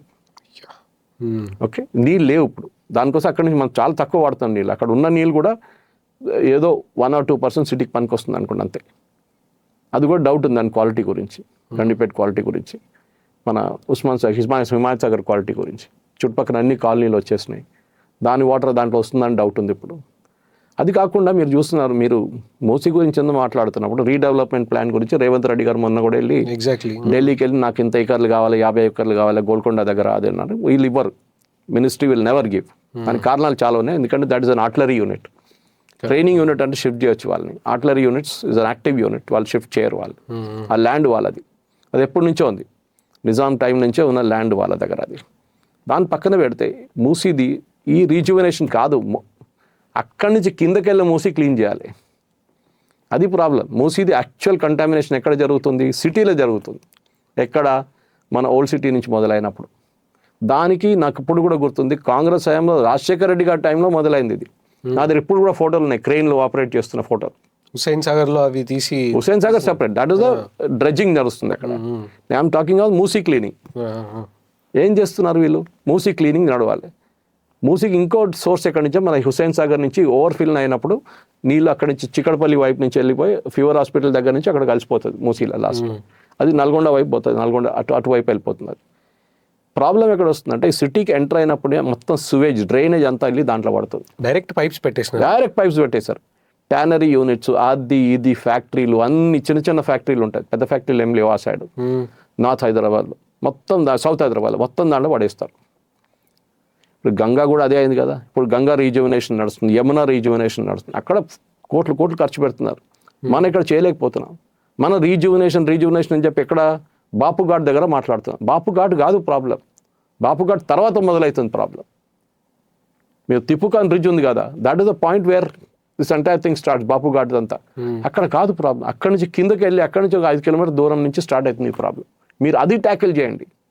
There you clean up the entire thing. ఎన్నో సంవత్సరాల నుంచి మాట్లాడుతున్నాం, మూసీని డ్రెడ్జ్ చేయబోతున్నాం, మూసీని క్లీన్ చేయబోతున్నాం, మూసీని ఏం చేయట్లేదు. మీరు బిలీవ్ చేయరు. నాకు ఒక డాక్టర్ చెప్పారు, ఇది ఒక్కరుగా 2-3 చెప్పారు. దాని మూసీ నుంచి కొంచెం ఇంకా కిందకి వెళ్ళగానే చాలా ఏరియాస్లో కూరగాయలు వాళ్ళు పండుకుంటారు. ఈ మూసీ రివర్ యూజ్ చేస్తారు దానికి, కూరగాయల కోసం పండించడానికి. పాలక్ లాంటిది ఈ నీళ్ళతోనే వాళ్ళు ఇది చేసుకుంటారు అగ్రికల్చర్. దాంట్లో ఉన్న కెమికల్స్ అంతా ఉంటుంది, దాంట్లో ఉన్న పొల్యూటన్స్ అన్నీ ఉంటుంది. అదే వెజిటబుల్స్ మీకు తీసుకొచ్చి మీకు సిటీలో అమ్ముతారు. మళ్ళీ మీకు క్యాన్సర్ రాకపోతే ఇంకే రాదు వస్తుందండి? అన్నీ వస్తుంది, మీకు అన్ని రోగాలు వస్తాయి. But who is responsible?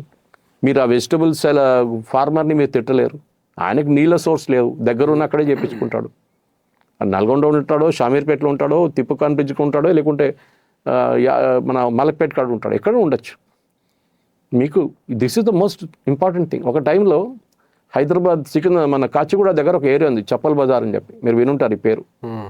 Kachiguda station నుంచి కాచిగూడ క్రాస్ రోడ్ నడిమిట్లో ఉంది అది. అది చప్పల్ బజార్ కాదు, చేపల బజార్ అది. ఒక టైంలో మూసీ దాని పక్క నుంచి వెళ్తుంది, మూసీ మలక్పేట నుంచి. అక్కడ చేపలు పట్టి అక్కడ చేపలు అమ్ముతుండే మార్కెట్లో. ఇప్పుడు చేపలు పోయినాయి, ఏం లేదు. ఇప్పుడు చప్పల్ బజార్ అయిపోయింది అది. ఎందుకు? చేపలు లేవు మూసీలో. అంత పొల్యూటెడ్ రివరు. నీళ్ళు లేవు అసలు, దాంట్లో ఒక న్యాచురల్ ఫ్లో లేదు. ఎస్టీపీ ఎందుకు పెట్టలేదు ఎవరు తెలియదు. మీరు ఎస్టీపీ అంతా ఏం చెప్తారు, రొమాంటిక్ ఏరియాస్లో పెడతారు తీసుకెళ్ళి, దుర్గం చెరువు, ఎందుకంటే అక్కడ అందరు పెద్దోళ్ళు ఉంటారు కదా దానికోసం. హుస్సేన్ సాగర్ ఎస్టీపీస్ ఎన్ని పనిచేస్తుంది? హుస్సేన్ సాగర్ ఎస్టీపీలో ఖైరతాబాద్ వైపు ఉంది, ఆ ఫ్లైఓవర్ దగ్గర ఎన్ని పనిచేస్తుంది యాక్టివ్గా ఇన్ని సంవత్సరాల నుంచి. ఇంకా 2 నాలాలు డైరెక్ట్ ఫ్లో అవుతున్నాయి హుస్సేన్ సాగర్ లోపలికి, కుక్కట్పల్లి నుంచి వచ్చేది. అది అన్ట్రీటెడ్గా పోతుంది సివరేజ్. ఎందుకు? ఎవరు పట్టించుకోరండి. Nobody is bothered. That is the problem. ఏమనంటే ఫ్యాషనబుల్ అంటే సిటీని ఫ్యాషన్ చేయాలి, సిటీని అది చేయాలి. బాపుఘాట్ దగ్గర పెద్ద బ్యూటిఫికేషన్ ప్రాజెక్ట్ చేస్తాం. Sabarmati is the classic example. It was just like Musi. ఇప్పుడు మీరు సాబర్మతి వెళ్ళి చూడండి అహ్మదాబాద్లో, ఎంత బాగా చేశారు వాళ్ళు. Superb it is. దాని పక్కన ఈవినింగ్ వాక్ కోసం చాలా మటుకు ప్రొమెనేడ్ క్రియేట్ చేశారు వాళ్ళు. సాబర్మతి ఆశ్రమం పక్కనే అది. ఎంత బాగా చేశారు దాన్ని. వీళ్ళందరూ వెళ్ళారు. కేటీఆర్ టైంలో కేటీఆర్ వెళ్ళారు, రేవంత్ రెడ్డి టైంలో వీళ్ళు వెళ్ళారు, జిహెచ్ఎంసీ నుంచి చాలామంది వెళ్ళారు. ఏం చేశారు వచ్చి? బాపు ఘాట్ కూడా మనం బ్యూటిఫికేషన్ మొదలు పెడతారు. అరే మీరు ముందు అట్ సోర్స్ హ్యాండిల్ చేయండి problem. The problem is not at Bapu ghat, problem is down that stream another 5 kilometers. మీరు అక్కడి నుంచి స్టార్ట్ అవుతుంది మీది మూసీ ప్రాబ్లం. ఫస్ట్ ఈ సివరేజ్ బంద్ చేయండి, మొత్తం సివరేజ్ బ్లాక్ చేయండి. ఇచ్చేయండి.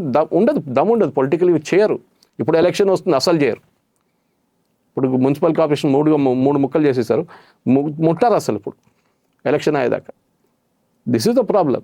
మీరు ప్రతిదాన్ని మీరు ఇందోర్లో జరిగిన వాటర్ ప్రాబ్లం మీకు తెలుసు, ఎంత పెద్ద ట్రాజడీ జరిగింది, ఎంతమంది చనిపోయారు ఇందోర్లో. And suppose we cleanest city in India.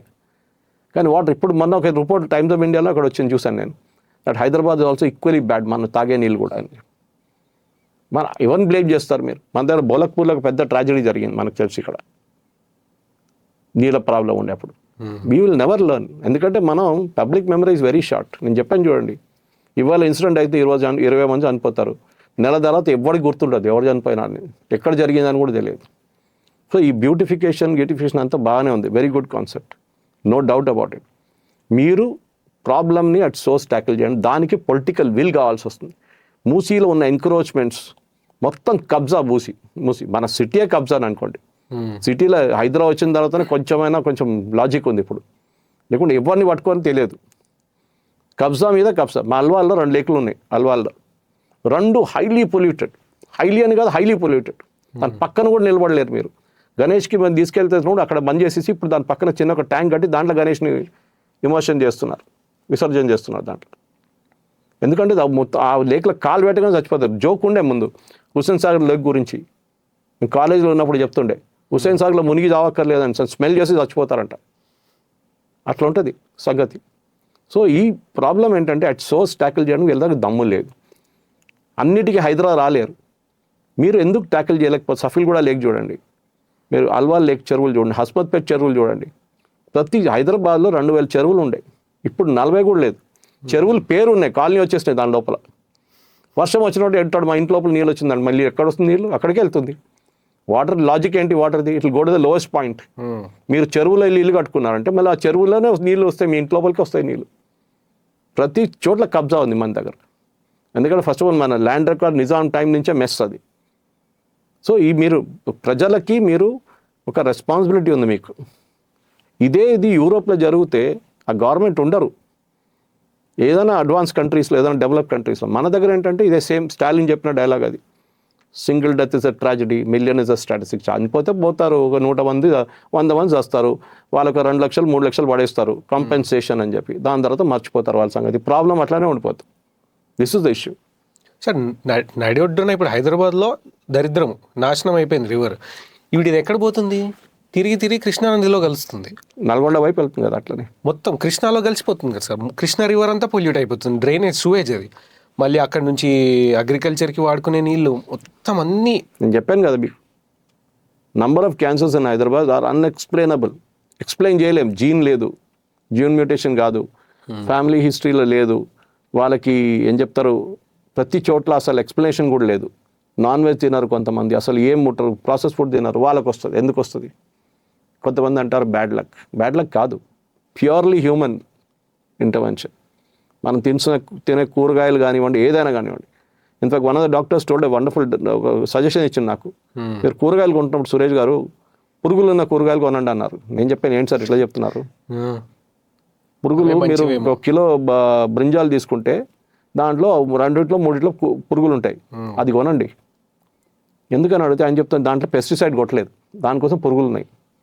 మీకు వచ్చి ఇంత బ్యూటిఫుల్గా ఉన్న మ్యాంగో, ఇంత బ్యూటిఫుల్గా ఉన్న యాపిల్, ఇంత బ్యూటిఫుల్గా ఉన్న గోవా ఎక్కడి నుంచి వచ్చింది అంతా? మొత్తం పెస్టిసైడ్స్ దాంట్లో. పాలక్, లీఫీ వెజిటబుల్స్లో 100% పెస్టిసైడ్స్ ఉంటుంది ప్రతి దాంట్లో. మనం ఏం గ్యారంటీతో తింటున్నాం ఇదంతా? ఇది ఇక్కడ వస్తుంది problem. And nobody is responsible for the health. So వస్తారు అంతే కథ, వాడు ప్రాబ్లం అంటారు. మన దగ్గర అదే కాదు, మన కర్మ ఫిలాసఫీ ఒకటి ఉంది చూడండి. నాకు ప్రాబ్లం, నా హార్ట్ అటాక్ నాకు రాదు, వాడికి వస్తుంది హార్ట్ అటాక్. అప్పుడు మీకు వచ్చినా ఉంటుంది. మా దాంట్లో మలయాళంలో ఒక సేయింగ్ ఉంది, పక్కంటే అమ్మగారికి పిచ్చి పడితే చూడడానికి చాలా తమాషగా ఉంటుందంట. మన అమ్మగారికి పిచ్చి పడినా అప్పుడు తెలుస్తుంది సంగతి ఏంటనేది. అది ప్రాబ్లం. సార్, మన హైదరాబాద్ రియల్ ఎస్టేట్ ఇందాక మీరు మాట్లాడుతుంటే చాలా స్ట్రేంజ్ అనిపిస్తుంది సార్. హైదరాబాద్ ఒక బబుల్ లాగా అనిపిస్తుంది. ఎందుకంటే అన్ని పెద్ద పెద్ద రెసిడెన్షియల్ అపార్ట్మెంట్స్లో 10 కోట్లు ఒక్కొక్క ఫ్లాట్, 15 కోట్లు. ఎవరు అంటున్నారు సార్ వీటిల్లో? నాకు అనిపిస్తుంది ఏదన్నా బ్లాక్ మనీని వైట్ వాష్ చేయడానికి ఇవన్నీ ఇంత పెద్ద అపార్ట్మెంట్లు లేపుతున్నారా, లేకపోతే రియాలిటీలో సరే కొనే వాళ్ళంతా ఐటీ ఎంప్లాయీస్ అనుకున్నా 2 కోట్లు, 3 కోట్లు, 5 కోట్లు, 20 కోట్ల దాకా ఉన్నాయి సార్. ఆ 20 కోట్లవి ఒక 10-15 టవర్లు ఉన్నాయి. ఇది ఈ రియల్ ఎస్టేట్ మార్కెట్ గురించి మీ కమెంట్ ఏంటి సార్? నేను అనుకుంటుంది ఏంటంటే బ్లాక్ది వైట్ అవ్వడానికి వీళ్ళంతా ఇక్కడ ఇన్వెస్ట్ చేస్తున్నారేమో అని నేను చాలా మంది రియల్ ఎస్టేట్ కంపెనీ వాళ్ళ ఎండీలు, చైర్మన్ ఇంటర్వ్యూ చేశాను, పేర్లు తీసుకొని. నేను మీరు నా వీడియోలు చూస్తే తెలిసిపోతుంది మీకు. వాళ్ళందరి దగ్గర అడిగిన కెమెరా అంటే వాళ్ళంటే కెమెరా ఆఫ్ చేసిన తర్వాత చెప్తాను సురేష్ అంటాడు. కెమెరా ముందు ఒక మాట చెప్తారు, కెమెరా అయినా ఇంకొక మాట చెప్తారు. వాళ్ళ తప్పు కాదు. కోకాపేట్ అట్లాంటి ఏరియాస్లో, నియోపాలిస్ లాంట్లో 100 కోట్లు ఒక ఏకర్ ఎవరన్నారండి? 10 మంది కూర్చొని సర్క్యులర్ ట్రేడింగ్ చేస్తున్నారు. వాళ్ళే డిసైడ్ చేస్తారు ఎంత అప్సెట్ ప్రైస్ ఉంటుంది, ఎంత ఆక్షన్ చేయాలి, ఎంత ప్రైస్ పెట్టాలని. ముంబై లాంటి సిటీలో రేట్లు ఎక్కువ ఉంటే ఒక లాజిక్ ఉంది దానికి. Mumbai is an island technically. ఒకవైపు కొండలు, ఇంకోవైపు సముద్రం. సో మీరు you can only go vertical, you cannot go horizontal. దానికోసం 30, 40, 60 ఎప్పటి నుంచో కడుతున్నారు వాళ్ళు.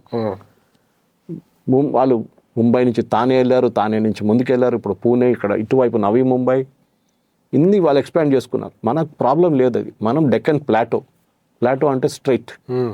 ఇక్కడ నుంచి మీరు 50-100 కిలోమీటర్లు షామీర్పేట అవతల వెళ్ళి మీరు ఏం చేస్తారు, ఇటు కూడా వెళ్ళొచ్చు. తుర్కపల్లి క్రాస్ చేసి మీరు వర్గల్ కన్నా ముందు కేసీఆర్ గారు ఉంటే అక్కడ దాకా కూడా వెళ్ళొచ్చు మీరు. ప్రాబ్లం లేదు, మనకు ప్రాబ్లం లేదు. అది కనెక్టివిటీ ఇష్యూ ఉండొచ్చు. ప్రతి ఇంట్లో కార్లు ఉన్నాయి, ఇప్పుడు ఒక కారు కాదు 2 కార్లు ఉన్నాయి. సో సిటీ నడిమిట్లో ఎందుకు క్రియేట్ చేస్తున్నట్టు ఒక రియల్ ఎస్టేట్ బబుల్ ఇది. మీరు ప్రొఫెషనల్ కంపెనీస్ ఉన్నారు దీంట్లో, రియల్ ఎస్టేట్ డీల్ చేసే, రియల్ ఎస్టేట్ బిల్డర్స్ కాదు, రియల్ ఎస్టేట్ హ్యాండిల్ చేసేది. అంటే అమ్ముతని కొనుక్కుంటా కంపెనీస్ ఉన్నారు, ట్రాక్ చేస్తారు వీళ్ళ బిహేవియర్. వాళ్ళ దగ్గర వాళ్ళ ప్రతి ఇయర్ రిపోర్ట్స్ పబ్లిష్ చేస్తారు, అన్సోల్డ్ యూనిట్స్, సోల్డ్ యూనిట్స్. మనది టెక్నికలీ ఇప్పుడు కూడా చాలా 50% అన్సోల్డ్ యూనిట్స్లో ఉన్నారు. మీరు ఐటీ అంటున్నారు. ఇప్పుడు ఐటీలో సీన్ ఏంటి? ఏ వచ్చిన తర్వాత ఆంథ్రోపిక్ వాళ్ళు రిలీజ్ చేసిన క్లౌడ్ వర్షన్ తర్వాత $700 బిలియన్ పోయిన అమెరికన్ సాఫ్ట్వేర్ కంపెనీస్లో. $700 billion shares of gone down. Even Indian companies TCS చూడండి, అందరు డౌన్ ఉన్నారు. నంబర్ ఆఫ్ ఎంప్లాయీస్ని తగ్గించేస్తున్నారు. అమెరికాకి H1B వీసా దొరకట్లేదు, ఎవరిని అక్కడ రానిస్తలేడు ట్రంప్ ఇప్పుడు. ద ప్రాబ్లమ్ వాజ్ ఒక ఫాల్స్ నోషన్ క్రియేట్ చేశారు. ఒక టైంలో Hyderabad was known for affordability. నేనంతా ఇక్కడ వచ్చినప్పుడు, మా నాన్నగారు రైల్వేలో ఇంజనీర్ ఉన్నప్పుడు, ఆ టైంలో నేను కూడా అల్వాల్లో ఫస్ట్ ఫ్లాట్ తీసుకున్నప్పుడు 2003లో చిన్న ఫ్లాటే, కానీ 6 లక్షలకు వచ్చినాయి, 6.5 లక్షలకి. టుడే ఫర్ 6.5 lakh మీకు ఏమొస్తుందండి? కారు కూడా రాదు, ఇల్లు పక్కన పెట్టండి. ఓకే, ఆ టైంలో నేను కూడా అనుకున్నా ఒకటి పెద్ద తీసుకుంటే బాగుంటుండేమో. ఆ టైంలో ఆయన 11 ఆఫర్ చేసిండు, 3 bedroom. నేనే వద్దని చెప్పిన, ఎవరు తీసుకుంటాడు 11, నా డబ్బులు. అసలు I was working in times of India, salary ఎక్కువ లేకుండే ఆ టైంలో, సమ్ 20, 30, 40,000 ఉండే. ఇప్పుడంటే మనం రిటైర్డ్ ఐ కూడా బాట్ ఇట్, బట్ ఆ టైంలో అయిపోయిందంతా. ఇప్పుడు కోర్టు, ఈవెన్ మా వైపు కూడా తక్కువ కాదు, యూ గో టు సికింద్రాబాద్, కానీ అప్పుడు ఇంకా కొంచెం రీజనబుల్ ఉండే ఆ సైడ్. మీరు కౌకూర్ కానీ, మీరు యాపరాల్ కానీ, మీరు అల్వాల్ కానీ, అటువైపు ఈవెన్ టువర్డ్ జినోమ్ వ్యాలీ అంతా రీజనబుల్ ఉన్నారు. ఇప్పుడు కూడా 1,50 లక్షలు 60 లక్షలు అటు ఒక్కటి ఉంటుంది. యాపరాల్ కౌకూర్ వైపు ₹1 కోటి 2 కోట్లు ఉన్నాయి. కానీ ఎందుకంటే అది మోస్ట్లీ ఆర్మీ వాళ్ళు ఉంటారు ఆ ఏరియాలంతా, వాళ్ళ శాలరీ లెవెల్స్ అంతే ఉంటుంది వాళ్ళకి. So they cannot really go over 10 కోట్లు పెట్టలేరు అక్కడ, ఎవరు కూడా కొనరు. ఒక న్యాచురల్ రెసిస్టెన్స్ ఉంటుంది ప్రైస్కి, అది ఎకనామిక్స్లో ఉంది అది. ఓకే, ఎలాస్టిసిటీ ఉంటుంది. మీరు ఎంత గుంజినా ఒక టైం వచ్చినా రబ్బర్ బ్యాండ్ తెగిపోతుంది. So you cannot just keep pulling. ఉన్నాడు కొనడానికి 10 కోట్లు, ఎప్పుడు వస్తాడు 10 కోట్లు? మీకు రిటర్న్స్ ఏంటి? మీరు అంటారు ల్యాండ్లో ఇన్వెస్ట్ చేయండి, దేవుడు ల్యాండ్ క్రియేట్ చేయట్లేదు, ఇప్పుడు బంద్ చేసేసాడు బిజినెస్. ల్యాండ్ ఇప్పుడు మీరు ఇప్పుడు పోటీ పడితే 5 సంవత్సరాల్లో 10 కోట్లు అవుతుంది. This is pure speculation. Land appreciation ఉంటుంది, లేదని చెప్పట్లేదు. కానీ Hyderabad is a plot. Again I'm repeating. మీరు దిల్సుఖ్ నగర్, హయాత్ నగర్ ఒక టైంలో అవుట్స్కర్ట్స్ ఉండేదంతా, ఇప్పుడు సిటీ లోపల అయిపోయింది అంతా. నాకు డౌట్ ఉంది, రేపు జువాలజికల్ పార్క్ కూడా, జూ పార్క్ కూడా షిఫ్ట్ చేసేస్తారు సిటీ బయటకి. ఎందుకు ఇంక సిటీ లోపల వచ్చేస్తున్నారని చెప్పి జరుగుతుంది. మీరు ఆలోచించండి, ఎక్కడుండే బయటకు పార్క్ కట్టినప్పుడు సిటీ బయట అవుట్స్కర్ట్స్ అది కొంచెం కెమికల్ పెట్రోల్ పొల్యూషన్ ఉంటుంది, కొంచెం కెమికల్ ప్రాబ్లం ఉంటుందని చెప్పారు. పటాన్ చెరువు was considered hotspot, world wide #1 hotspot ఉండే పటాన్ చెరువు, because of all the pharma companies. అప్పుడు అవుట్స్కర్ట్స్ ఉంది. ఇప్పుడు రేవంత్ రెడ్డి గారు ఏం చెప్తున్నారు, ఇక్కడ అందరిని తీసి బయట పడేద్దాం, రింగ్ రోడ్ అవతల అంటున్నాడు. మళ్ళీ రేపు రింగ్ రోడ్ అవతల కూడా వచ్చేస్తుంది పాపులేషన్. అది హైదరాబాద్. ఇక్కడ చాలామంది బయట నుంచి, the cosmopolitan city, Quli Qutub Shah కట్టిన సిటీ ఇది లోకలైట్స్ ఎవరో చెప్పలేరు. కర్ణాటక లాగా కెంపగూడ కట్టిన అట్లా చెప్పలేరు. It was build by immigrants. ఇక్కడ మరాఠీస్ ఉంటారు, తమిళియన్స్ ఉంటారు, మలయాళీస్ ఉంటారు, అందరు ఉంటారు, అన్ని కేటగిరీస్ ఆఫ్ పీపుల్, బెంగాలీస్ ఉంటారు, అందరు ఉన్నారు. మా ఏరియాలో గురుద్వారాలు ఉన్నాయి, అన్నీ ఉన్నాయి. 2 పండాలు పడతాయి బెంగాలీ దుర్గా పూజ టైంలో. అట్లాంటి ప్లేస్లో, కాస్మోపాలిటన్ ప్లేస్లో అఫోర్డబిలిటీ వాజ్ అ కీ. ఎందుకంటే ఇక్కడ మోస్ట్లీ సికింద్రాబాద్ వైపు మీరు చూస్తే railway employees retired or serving, air force employees Hakimpet, Dundigal retired or serving, or army, చాలా పెద్ద ఆర్మీ కంటోన్మెంట్, అక్కడ కూడా retired or serving 3rd generation కూడా ఉన్నారు. అఫోర్డబిలిటీ వాజ్ అ కీ అనమాట ఆ టైంలో. మీకు 20 లక్షలు 30 లక్షలు ఫ్లాట్ వస్తుండే. ఇప్పుడు మీకు ఏం వస్తుందండి? 20-30 లక్షలకి ఏం రాదు. సిటీ నుంచి 100 కిలోమీటర్ పోస్తే కూడా మీకు రాదు ఇప్పుడు. ఎందుకంటే అన్అఫోర్డబుల్ చేసేసారు హైదరాబాద్ని. ఈ స్పెక్యులేటివ్ మార్కెట్ అంటే ఏదో ఒక రోజు రియల్ ఎస్టేట్ బబుల్ అంటాం, అది బర్స్ట్ అవుతుంది ఒకరోజు. స్పెక్యులేషన్ కాకుండా ఒక స్టడీ గ్రోత్ ఉంటే బాగుంటుంది. స్టడీ గ్రోత్ అర్థం చేసుకోవచ్చు. ఇప్పుడు అఫోర్డబుల్ మిడిల్ క్లాస్కి హైదరాబాద్లో ఒక అపార్ట్మెంట్ కొనలేరు వాళ్ళు, ఇంపాసిబుల్. ఇది ప్రాబ్లం. ముందు ఆంధ్ర వాళ్ళని బ్లేమ్ చేస్తుండే కేసీఆర్ వచ్చినప్పుడు, ఆంధ్ర వాళ్ళు వచ్చి ఇక్కడ పెట్టుబడి పెడుతున్నారు, దానికోసం రేట్లు పెరిగిపోయినాయి. ఇప్పుడు ఎవరిని బ్లేమ్ చేస్తారండి? ఇప్పుడు ఆంధ్ర పోయినాయి, అన్నీ పోయినాయి. ఇప్పుడు వాళ్ళ వైపు వాళ్ళు పని చూసుకుంటున్నారు వాళ్ళు. ఇప్పుడు ఎవరిని బ్లేమ్ చేస్తారు? ఇది ప్యూర్ స్పెక్యులేషన్. మీరు చెప్పండి, ఎక్కడుందండి మీరు నీళ్ళు గురించి మాట్లాడామని? ఇప్పుడు ఎక్కడుంది నీళ్ళు? 60 ఫ్లోర్ దాకా తీసుకెళ్ళడం, నీళ్ళు మీద దగ్గర ఎక్కడుంది? డ్రైనేజ్ ఎట్లా ట్యాకిల్ చేస్తారు మీరు? నాకు తెలిసిన కొన్ని గేటెడ్ కమ్యూనిటీస్ ఉన్నాయి, పెద్ద పెద్ద apartment gated community. I'm not talking the flat once, tall once, 14 floors 16 floors. తెలిసిన వాళ్ళు అక్కడ ఇప్పుడు కూడా వాటర్ రీసైకిల్ చేస్తున్నారు. మీ బాత్రూమ్ నుంచి వెళ్ళే నీళ్ళు రీసైకిల్ చేసి మీ బాత్రూమ్కే పంపిస్తున్నారు. It is correct. Even Singapore does it. చాలా మటుకు వాళ్ళు చేస్తారు, కానీ వాళ్ళు చేసే ప్రాసెస్ కొంచెం పద్ధతి డిఫరెంట్ ఉంటుంది. ఇట్లాంటి చిన్న చిన్న ఐలాండ్ నేషన్స్ చాలా చేస్తారు, అట్లాంటి నీళ్ళు లేవు వాళ్ళ దగ్గర. సో మనం హైదరాబాద్కి ఆ పరిస్థితికి వచ్చేసాం. ఇప్పుడు మీరు చూడండి, ట్యాంకర్లు మొదలైతే ఇప్పుడు ఆల్రెడీ ఫిబ్రవరికి వచ్చేసాం కదా, ప్రతి పెద్ద 20-30 ట్యాంకర్ లైన్లో నిలబడుతుంది. ఎందుకు? We're created that monster. పెద్ద ఫ్యాన్సీ ఐటమ్స్ అంటారు, వాటర్ రీసైక్లింగ్, లేకుంటే ఏంటి రెయిన్ వాటర్ హార్వెస్టింగ్ అంటారు. ఎవ్వడు చేస్తాడు? మీకు 200 ఫ్లాట్లు, 1400 ఫ్లాట్లు కడితే మీరు ఎక్కడ వాటర్? మీకు హైదరాబాద్ ఇస్ నాట్ లైక్ ముంబైకి 6 లేక్స్ ఉన్నాయి, చుట్టుపక్కనే ఉన్నాయి 6 లేక్స్, పెద్ద లేక్స్. వాళ్ళ వర్షం విపరీతంగా పడుతుంది ముంబైలో వర్షం. దాని తర్వాత మీరు టువర్డ్స్ పూణే వెళ్తే, మీరు కర్జత్ పూణే ఏరియాలో చాలా లేక్స్ ఉన్నాయి అక్కడ కూడా. They can always serve Mumbai and Pune. Hyderabad మనకు లేదు. మనకు ఉన్న 2 లేక్లే నీళ్ళు లేవు. మనం కృష్ణా నుంచి గుంజుకున్నాం, మనకి అది అయిపోయింది ఫుల్. మళ్ళీ ఇప్పుడు గోదావరి నుంచి గుంజుకుంటాం. మరి ఎక్కడికి వెళ్తాం నెక్స్ట్? ఎక్కడ నీళ్ళు తీసుకొస్తాం మనం? ఇది ప్రాబ్లం. మనం అర్థం చేసుకుంటే సివిక్, మనం మాట్లాడడం చాలా బాగుంటుంది. సివిక్ ఇన్ఫ్రాస్ట్రక్చర్ ఎట్లా ఉంది మీకు? లోపల లండన్ లాగా ఉంటుంది గేటెడ్ కమ్యూనిటీ, బయటికి రాగానే ఇథియోపియా లాగా ఉంటుంది రోడ్ల మీద. ఇది ప్రాబ్లం మనది. మనం అర్థం చేసుకుంటలేము. Development should be planned, not unplanned. అన్ని పెద్ద ఫుల్ పేజ్ యాడ్లు, బ్రోషర్లు, దిస్ ఇస్ మేక్ బిలీవ్. ఏం చెప్తారు వాళ్ళు మీకు? ఆఫ్ కెమెరా ఏదో చెప్తారు, నేను చెప్పలేదు. ఇప్పుడు మీ దగ్గర కూడా ఆఫ్ కెమెరా చెప్పాలి నేను. కానీ వాళ్ళు రీజన్ చెప్తున్నారు, వాళ్ళకి తెలుసు, కానీ వాళ్ళు ఏం చేయలేదు. ఎందుకంటే ఆ ఇండస్ట్రీలో చిక్కపోయినారు వాళ్ళు. They have to sing the same song. That is it. ఈ ఫుల్ పేజ్ యాడ్లంతా మీరు బిలీవ్ చేస్తే, ఎస్ టు సర్టన్ ఎక్స్టెంట్ వాళ్ళు కరెక్టే. కానీ దాని వ్యతిరేకంగా పేర్లు చూస్తే లండన్ పేర్లు ఉంటుంది, న్యూయార్క్ పేర్లు ఉంటుంది, ఇండియన్ పేరు చాలా తక్కువ ఉంటుంది. మీరు ఏం క్రియేట్ చేస్తున్నారు? Are creating a city. ఒక 10 సంవత్సరాల తర్వాత నీళ్ళు ఉండవు ఇక్కడ. నీళ్ళ కోసం ఇప్పుడే కష్టపడుతున్నారు, ట్యాంకర్లు తెప్పించుకుంటున్నారు ప్రతి ఏరియాలో. మేము లక్కీ, మా ఏరియాలో అల్వాల్ బొలారం మా ఏరియాలో లక్కీ ఉంది. ఒక సైడ్ ఆర్మీ అక్కడ కన్స్ట్రక్షన్ ఉండదు, ఇటువైపు ఎయిర్ ఫోర్స్ హకీంపేట్ కన్స్ట్రక్షన్ ఉండదు. We're lucky that way. కానీ ఎంత ఏరియా సిటీలో ఎంత ఏరియాస్ అట్లా లక్కీగా ఉన్నారు చెప్పండి. గోల్కొండ వైపు కొంచెం చెప్పొచ్చు, ఒక వైపు మొత్తం ఆర్మీ ఉంది, దే ఆర్ లక్కీ. మిగతా వేరు యూ గెట్. మీకు ఎక్కడ చూసినా ఇప్పుడు సికింద్రాబాద్ కంటోన్మెంట్ని జిహెచ్ఎంసీలో మర్జ్ చేయాలంటున్నారు. పెద్ద అజిటేషన్ నడుతుంది. మన కంటోన్మెంట్ ఎమ్మెల్యే శ్రీ గణేష్ వచ్చి కూర్చున్నాడు ఫాస్టింగ్ అని చెప్పేసి. 10 రోజులు ఫాస్ట్ చేసేసాడు, దాని తర్వాత అయిపోయింది. ఆయన పాలిటిక్స్ ఆయనకు ఉంటుంది, ఎలక్షన్ కావాలి, అది నడుస్తుంది, కంటోన్మెంట్ బోర్డు ఎలక్షన్ కావాలి. ఆయన డిమాండ్ ఏంటి? సివిలియన్ ఏరియాస్లో అంతా జిహెచ్ఎంసీలో మర్జ్ చేయాలని చెప్పి. కంట్రీలో 86 కంటోన్మెంట్స్ ఉన్నాయి. సికింద్రాబాద్ ఒకటి చేయలేం, చేస్తే అన్నీ చేయాలి. ఐ ఆల్సో అగ్రీ, సివిలియన్ ఏరియాస్ని కొంచెం చేర్చుకోవాలి. కానీ సివిలియన్ ఏరియా చేర్చుకోవాలనుకోండి, అక్కడ వీళ్ళకి రూల్ ఉంది, GR+2 GR+3 మ్యాక్సిమం ఉంటుంది కంటోన్మెంట్లో. అప్పుడు ఏం చేస్తారు వీళ్ళు? రాంగ్ అని ఫస్ట్ మనం 60 ఫ్లోర్లు 40 ఫ్లోర్లు కట్టడం మొదలు పెట్టేస్తారు. ఇదే కావాలి పొలిటీషియన్స్కి, డబ్బులు ఉన్నాయి కదా దాంట్లో. సిటీలో ఇప్పుడు మూడు ముక్కలు చేశారా? GHMC, GMMC Malkajgiri and Cyberabad corporation. GHMC ఇప్పుడున్న జిహెచ్ఎంసీ స్ప్లిట్ చేసిన తర్వాత ఈ 150 వార్డులు, సైబరాబాద్ కార్పొరేషన్ 76 వార్డులు, మల్కాజిగిరి కార్పొరేషన్ 72 వార్డులు, 74 అనుకుంటా, 74 వార్డులు. దీంట్లో అన్నిటికంటే హైయెస్ట్ రెవెన్యూ ఎవరు ఉండాలి?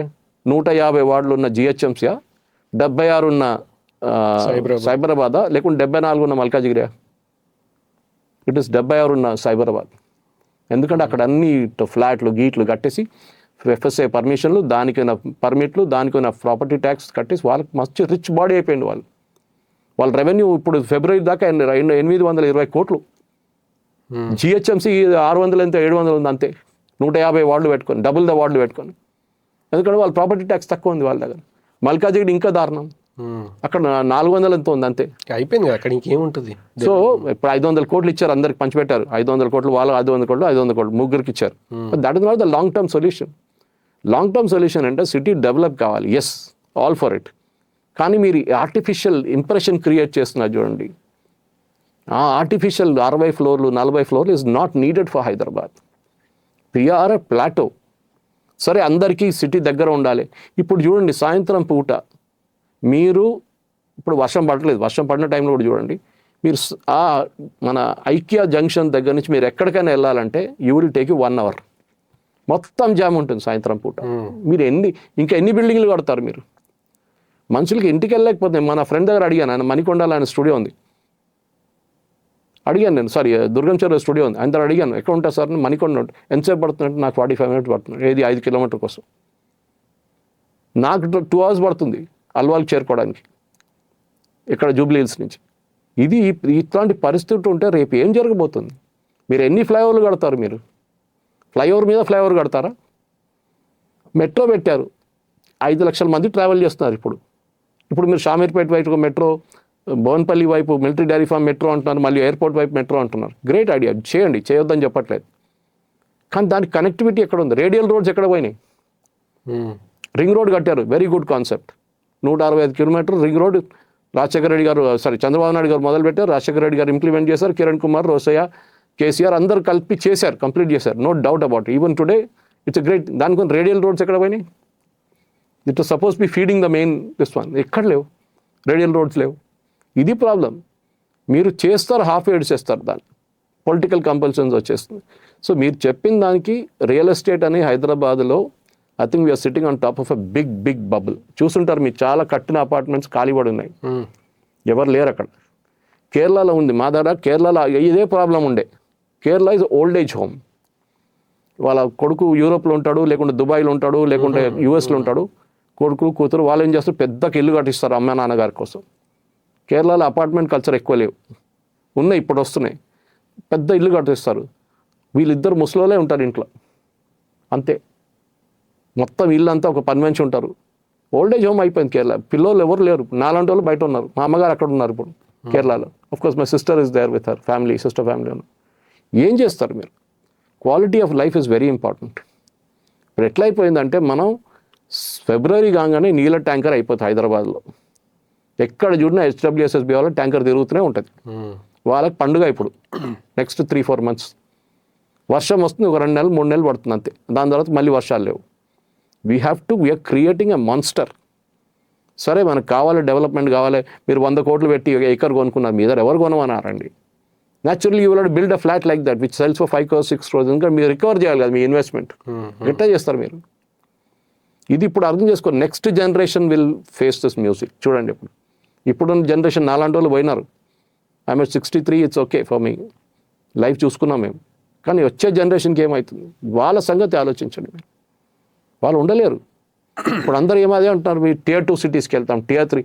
మీరు సిద్దిపేట వెళ్ళారో, కరీంనగర్ వెళ్ళారో, మీరు లేకుంటే వేములవాడ వైపు వెళ్ళారు, ఇటువైపు ఎక్కడన్నా మహేశ్వరం వైపు వెళ్ళారు, ఎక్కడ వెళ్తే కూడా మీకు ఇన్ఫ్రాస్ట్రక్చర్ ఎక్కడుంది? ఫ్యూచర్ సిటీ అంటాం, అదంటాం, ఇదంటాం, గ్రేట్ కాన్సెప్ట్ అంతా బాగానే ఉంటుంది. కానీ హైదరాబాద్లో ఎట్లా ఉంటారంటే, మా ఇంటి ముందు మెట్రో ఆపాలి, అప్పుడు నేను మెట్రోలో పోతా. మా ఆఫీస్ ముందు మెట్రో ఆపాలి, అప్పుడు నేను మెట్రోలో పోతా. బాంబేలో కాదు, బాంబేలో వాకింగ్ కల్చర్ ఉంది ఒకటి. ఇంటి నుంచి నడుచుకుంటూ పోతారు, 1/2 kilometer బస్సు తీసుకుంటారు, BST బస్ తీసుకొని స్టేషన్కి వెళ్తారు. అక్కడ ట్రైన్ మీకు తెలుసు, ముంబై లోకల్ ట్రైన్స్ ఎట్లా ఉంటుందని, మిమ్మల్ని ఎత్తుకెళ్తారు ట్రైన్ లోపలికి కావాలంటే. అట్లాంటి పరిస్థితి ఉంటుంది అక్కడ. మళ్ళీ అటు దిగి మళ్ళీ ఆఫీస్కి నడుచుకుంటూ పోతాడు, మళ్ళీ ఒక BST తీసుకుంటాడు, షేరింగ్ ట్యాక్సీ తీసుకుంటాడు. Mumbai it's are accustom to that. మనకు ఆ డిసిప్లిన్ లేదు. మనం రోడ్ల మీద కార్లు పెట్టుకుంటాం. మీరు సాయంత్రం దిగండి, ఎన్ని 2 wheelers ప్రతిరోజు హైదరాబాద్లో 4 RTLలో యాడ్ అవుతున్నది 1500 బండ్లు daily. 2 wheelers, 3 wheelers and 4 wheelers 1500. హైదరాబాద్లో 85 లక్షల వెహికల్స్ ఉన్నాయి. Hyderabad population 1 crore. అంటే ప్రతి మనిషికి బండి ఉందన్నమాట. ఇంకా యాడ్ చేసుకుంటూ పోతున్నాయి. రోడ్లు ఎక్కడున్నాయి మీకు? మీరు పెద్ద పెద్ద గేటెడ్ కమ్యూనిటీలో అది ఇదని కట్టుకుంటారు. రోడ్లు ఎక్కడున్నాయి? How to reach your house? రేపు మీ ఇంటికి వెళ్ళడానికి మీరే ప్రైవేట్ ఫ్లైఓవర్ కట్టుకోవాల్సి వస్తుంది. మీకు ఆ పరిస్థితికి వచ్చేసాం మనం క్వాలిటీ ఆఫ్ లైఫ్ ఆలోచించట్లేదు. This is the main tragedy అనమాట. లక్కీలీ నేను ఇప్పుడు కూడా చెప్తాను, సికింద్రాబాద్ వాళ్ళు లక్కీ ఆ కాన్సెప్ట్. ఒక టైంలో మారట్పల్లి వాస్ లైక్ దట్. ఇప్పుడు మారట్పల్లి కూడా మొత్తం కాంక్రీట్ జంగిల్ అయిపోయింది. అన్ని ఇండిపెండెంట్ హౌసెస్ ఉండే, ఇప్పుడు అన్ని అపార్ట్మెంట్లు అయిపోయినాయి. నీళ్ళ ప్రాబ్లము, డ్రైనేజ్ ప్రాబ్లం అన్నీ అక్కడ కూడా మొదలైనవి. This is what it is. So మీరు సికింద్రాబాద్ కంటోన్మెంట్ బోర్డ్ని మర్జ్ చేయాలంటే ఐఎమ్ అగేన్స్ట్ ఇట్. ఉన్న పాత పర్మిషన్ అట్లనే ఉండాలి, మీరు చేంజ్ చేయకూడదు. ground+2, ground+3. లక్కీలీ మాకేంటంటే మాకు బేగంపేట ఎయిర్పోర్ట్ ఉంది, ఫనల్ ఉంది బేగంపేట ఎయిర్పోర్ట్కి. ఫనల్ అంటారు అంటే ప్లేన్లో వచ్చి ల్యాండ్ చేయడానికి ఒక ఫనల్ కావాలి. ఇటు 4 kilometers, 4 kilometers, నడిమిట్లో 2 kilometers. అక్కడ ఏం కట్టకూడదు పెద్ద బిల్డింగ్లు, బికాజ్ ఎయిర్క్రాఫ్ట్ ఆర్ కమింగ్. ఇప్పుడు మా పెద్ద ప్లేన్ లేకుండా కానీ ఎయిర్ ఫోర్స్ వాళ్ళు యూజ్ చేస్తుంటారు రెగ్యులర్గా. అది బేగంపేట ఎయిర్ స్టేషన్ అది. సో అక్కడ కట్టలేదు. So we're very lucky. Mahindra hills నుంచి దిగంగానే మొత్తం ఫనల్ వచ్చేస్తుంది. అక్కడ కూడా రేపు తీసేశారనుకోండి, బేగంపేట ఎయిర్పోర్ట్ లేకుండా అక్కడ కూడా వచ్చేస్తుంది 60-30 story బిల్డింగ్ వచ్చేస్తాయి. అక్కడ కూడా నీళ్ళు ఎక్కడ? Luckily some areas are lucky దాంట్లో. కానీ ఒకవైపు మీరు కాంక్రీట్ జంగిల్ క్రియేట్ చేస్తున్నారు. గ్రీనరీ అంటారు, గ్రీనరీ ఎక్కడుందో నాకు తెలియదు. ఉన్న రాళ్ళని కొట్టిపడేస్తున్నారు. కాజాగూడ లాంటి బ్యూటిఫుల్ ప్లేసెస్ పోయినాయి మొత్తం. షామీర్పేట్ వైపు మొత్తం రాళ్ళు కొట్టేశారు. అది మన హరీష్ రావు గారి ప్లాన్. అది అక్కడ పెద్ద రిజర్వాయర్ కడతా అన్నారు. బైషన్ భగీరథ రిజర్వాయర్ లేదు, ఏం లేదు, రాళ్ళు పోయినాయి. ఎంత బ్యూటిఫుల్ ఈకో సిస్టమ్ ఉండే షామీర్పేట. మేము రాక్ క్లైంబింగ్ ఆర్గనైజ్ చేస్తుండే అక్కడ. ఫారినర్స్ వచ్చి చెప్తుండే this kind of rocks don't exist anywhere in the world అని. ఒక్కొక్క rock formation millions of years నుంచి ఫామ్ అయింది, మొత్తం కొట్టిపడేశారు డైనమిట్లు పెట్టేసి. అదే మనం చేస్తాం. ఇక్కడ చూడండి same thing. Hyderabad in seismic 2 zone. మనం ఎర్త్క్వేక్లో మనం సీస్మిక్ 2లో ఉన్నాం. ఏ రోజు భూకంపం వస్తుందో తెలియదు ఇక్కడ. మీరు ఈ కట్టిన బిల్డింగ్లన్నీ జపాన్ లాగా మీ have you created a seismic shock zone prevention? లేదు, I don't think so. So ఇది మన హ్యాపీగా ఉన్నాం. ఏ రోజు భుజ్లో జరిగిందో, ఏ రోజు లాతూర్లో జరిగిందో, లాతూర్ ఇక్కడ దూరం కాదు, ఎక్కువ పక్కనే మనకి ఇక్కడ నుంచి. అది మన దగ్గర జరగకూడదు. Let us not create a scene like that. అంటే అట్లాంటిదే సార్ ఈ ల్యాండ్ గ్రాబింగ్ మాఫియాలో కూడా. నేను హైడ్రా రంగనాథ్ గారితో వాళ్ళ రిపోర్ట్లోనే ఎక్కడో విన్నా ఏంటంటే, వీళ్ళు ఎక్కడైతే తవ్వుతున్నారు కదా కన్స్ట్రక్షన్ కోసం, ఇదంతా తీసుకెళ్ళి ఆ చెరువు పక్కన ఏదైతే ల్యాండ్ ఉంటుందో ల్యాండ్ పైన వేసుకున్నా వచ్చి ఆ నో ల్యాండ్ నుంచి న్యూ ల్యాండ్ క్రియేట్ చేసేస్తున్నారు. వాకింగ్ ట్రాక్ అంటారు, వాకింగ్ ట్రాక్ అంటారు. ఏమన్నా అంటే వాకింగ్ ట్రాక్ క్రియేట్ చేస్తున్నారు. ఇంట్లో నీళ్ళు ఎక్కడి నుంచి వస్తాయి? మా కాపరా లేక్లో అదే ప్రాబ్లం ఉంది. ఇక్కడ సైనిక్పురి కాడ చాలా బాగా కట్టిండు వాకింగ్ ట్రాక్. అరే నీళ్ళు పోవాలి కదా లోపలికి. ఫ్రెష్ వాటర్ వర్షం పడితే పక్కన ఉన్న చిన్న చిన్న రివులెట్స్ నుంచి వచ్చి నీళ్ళు లోపలికి పోవాలి కదా, అప్పుడే కదా ఫ్రెష్ వాటర్ వస్తుంది. దాంట్లో ఇన్లెట్ లేదు, అవుట్లెట్ ఉండొచ్చు, ఇన్లెట్ లేదు. You have to create. Safilguda కూడా సేమ్ ప్రాబ్లం. ఒక టైంలో సఫిల్గూడ లేక్ మీకు ఆర్కేపురం ఫ్లైఓవర్ దగ్గర నీటి వెళ్తే కనిపిస్తుండే, అక్కడి నుంచి కంటిన్యూస్ లేక్ ఉండే అదొకటి. ఇప్పుడు లేక్ లేదు, ఏం లేదు అక్కడ, మొత్తం పోయినాయి. ఎందుకంటే చుట్టుపక్కల అన్ని కాలనీస్ వచ్చేసారు, లో inflow of water in to the lake.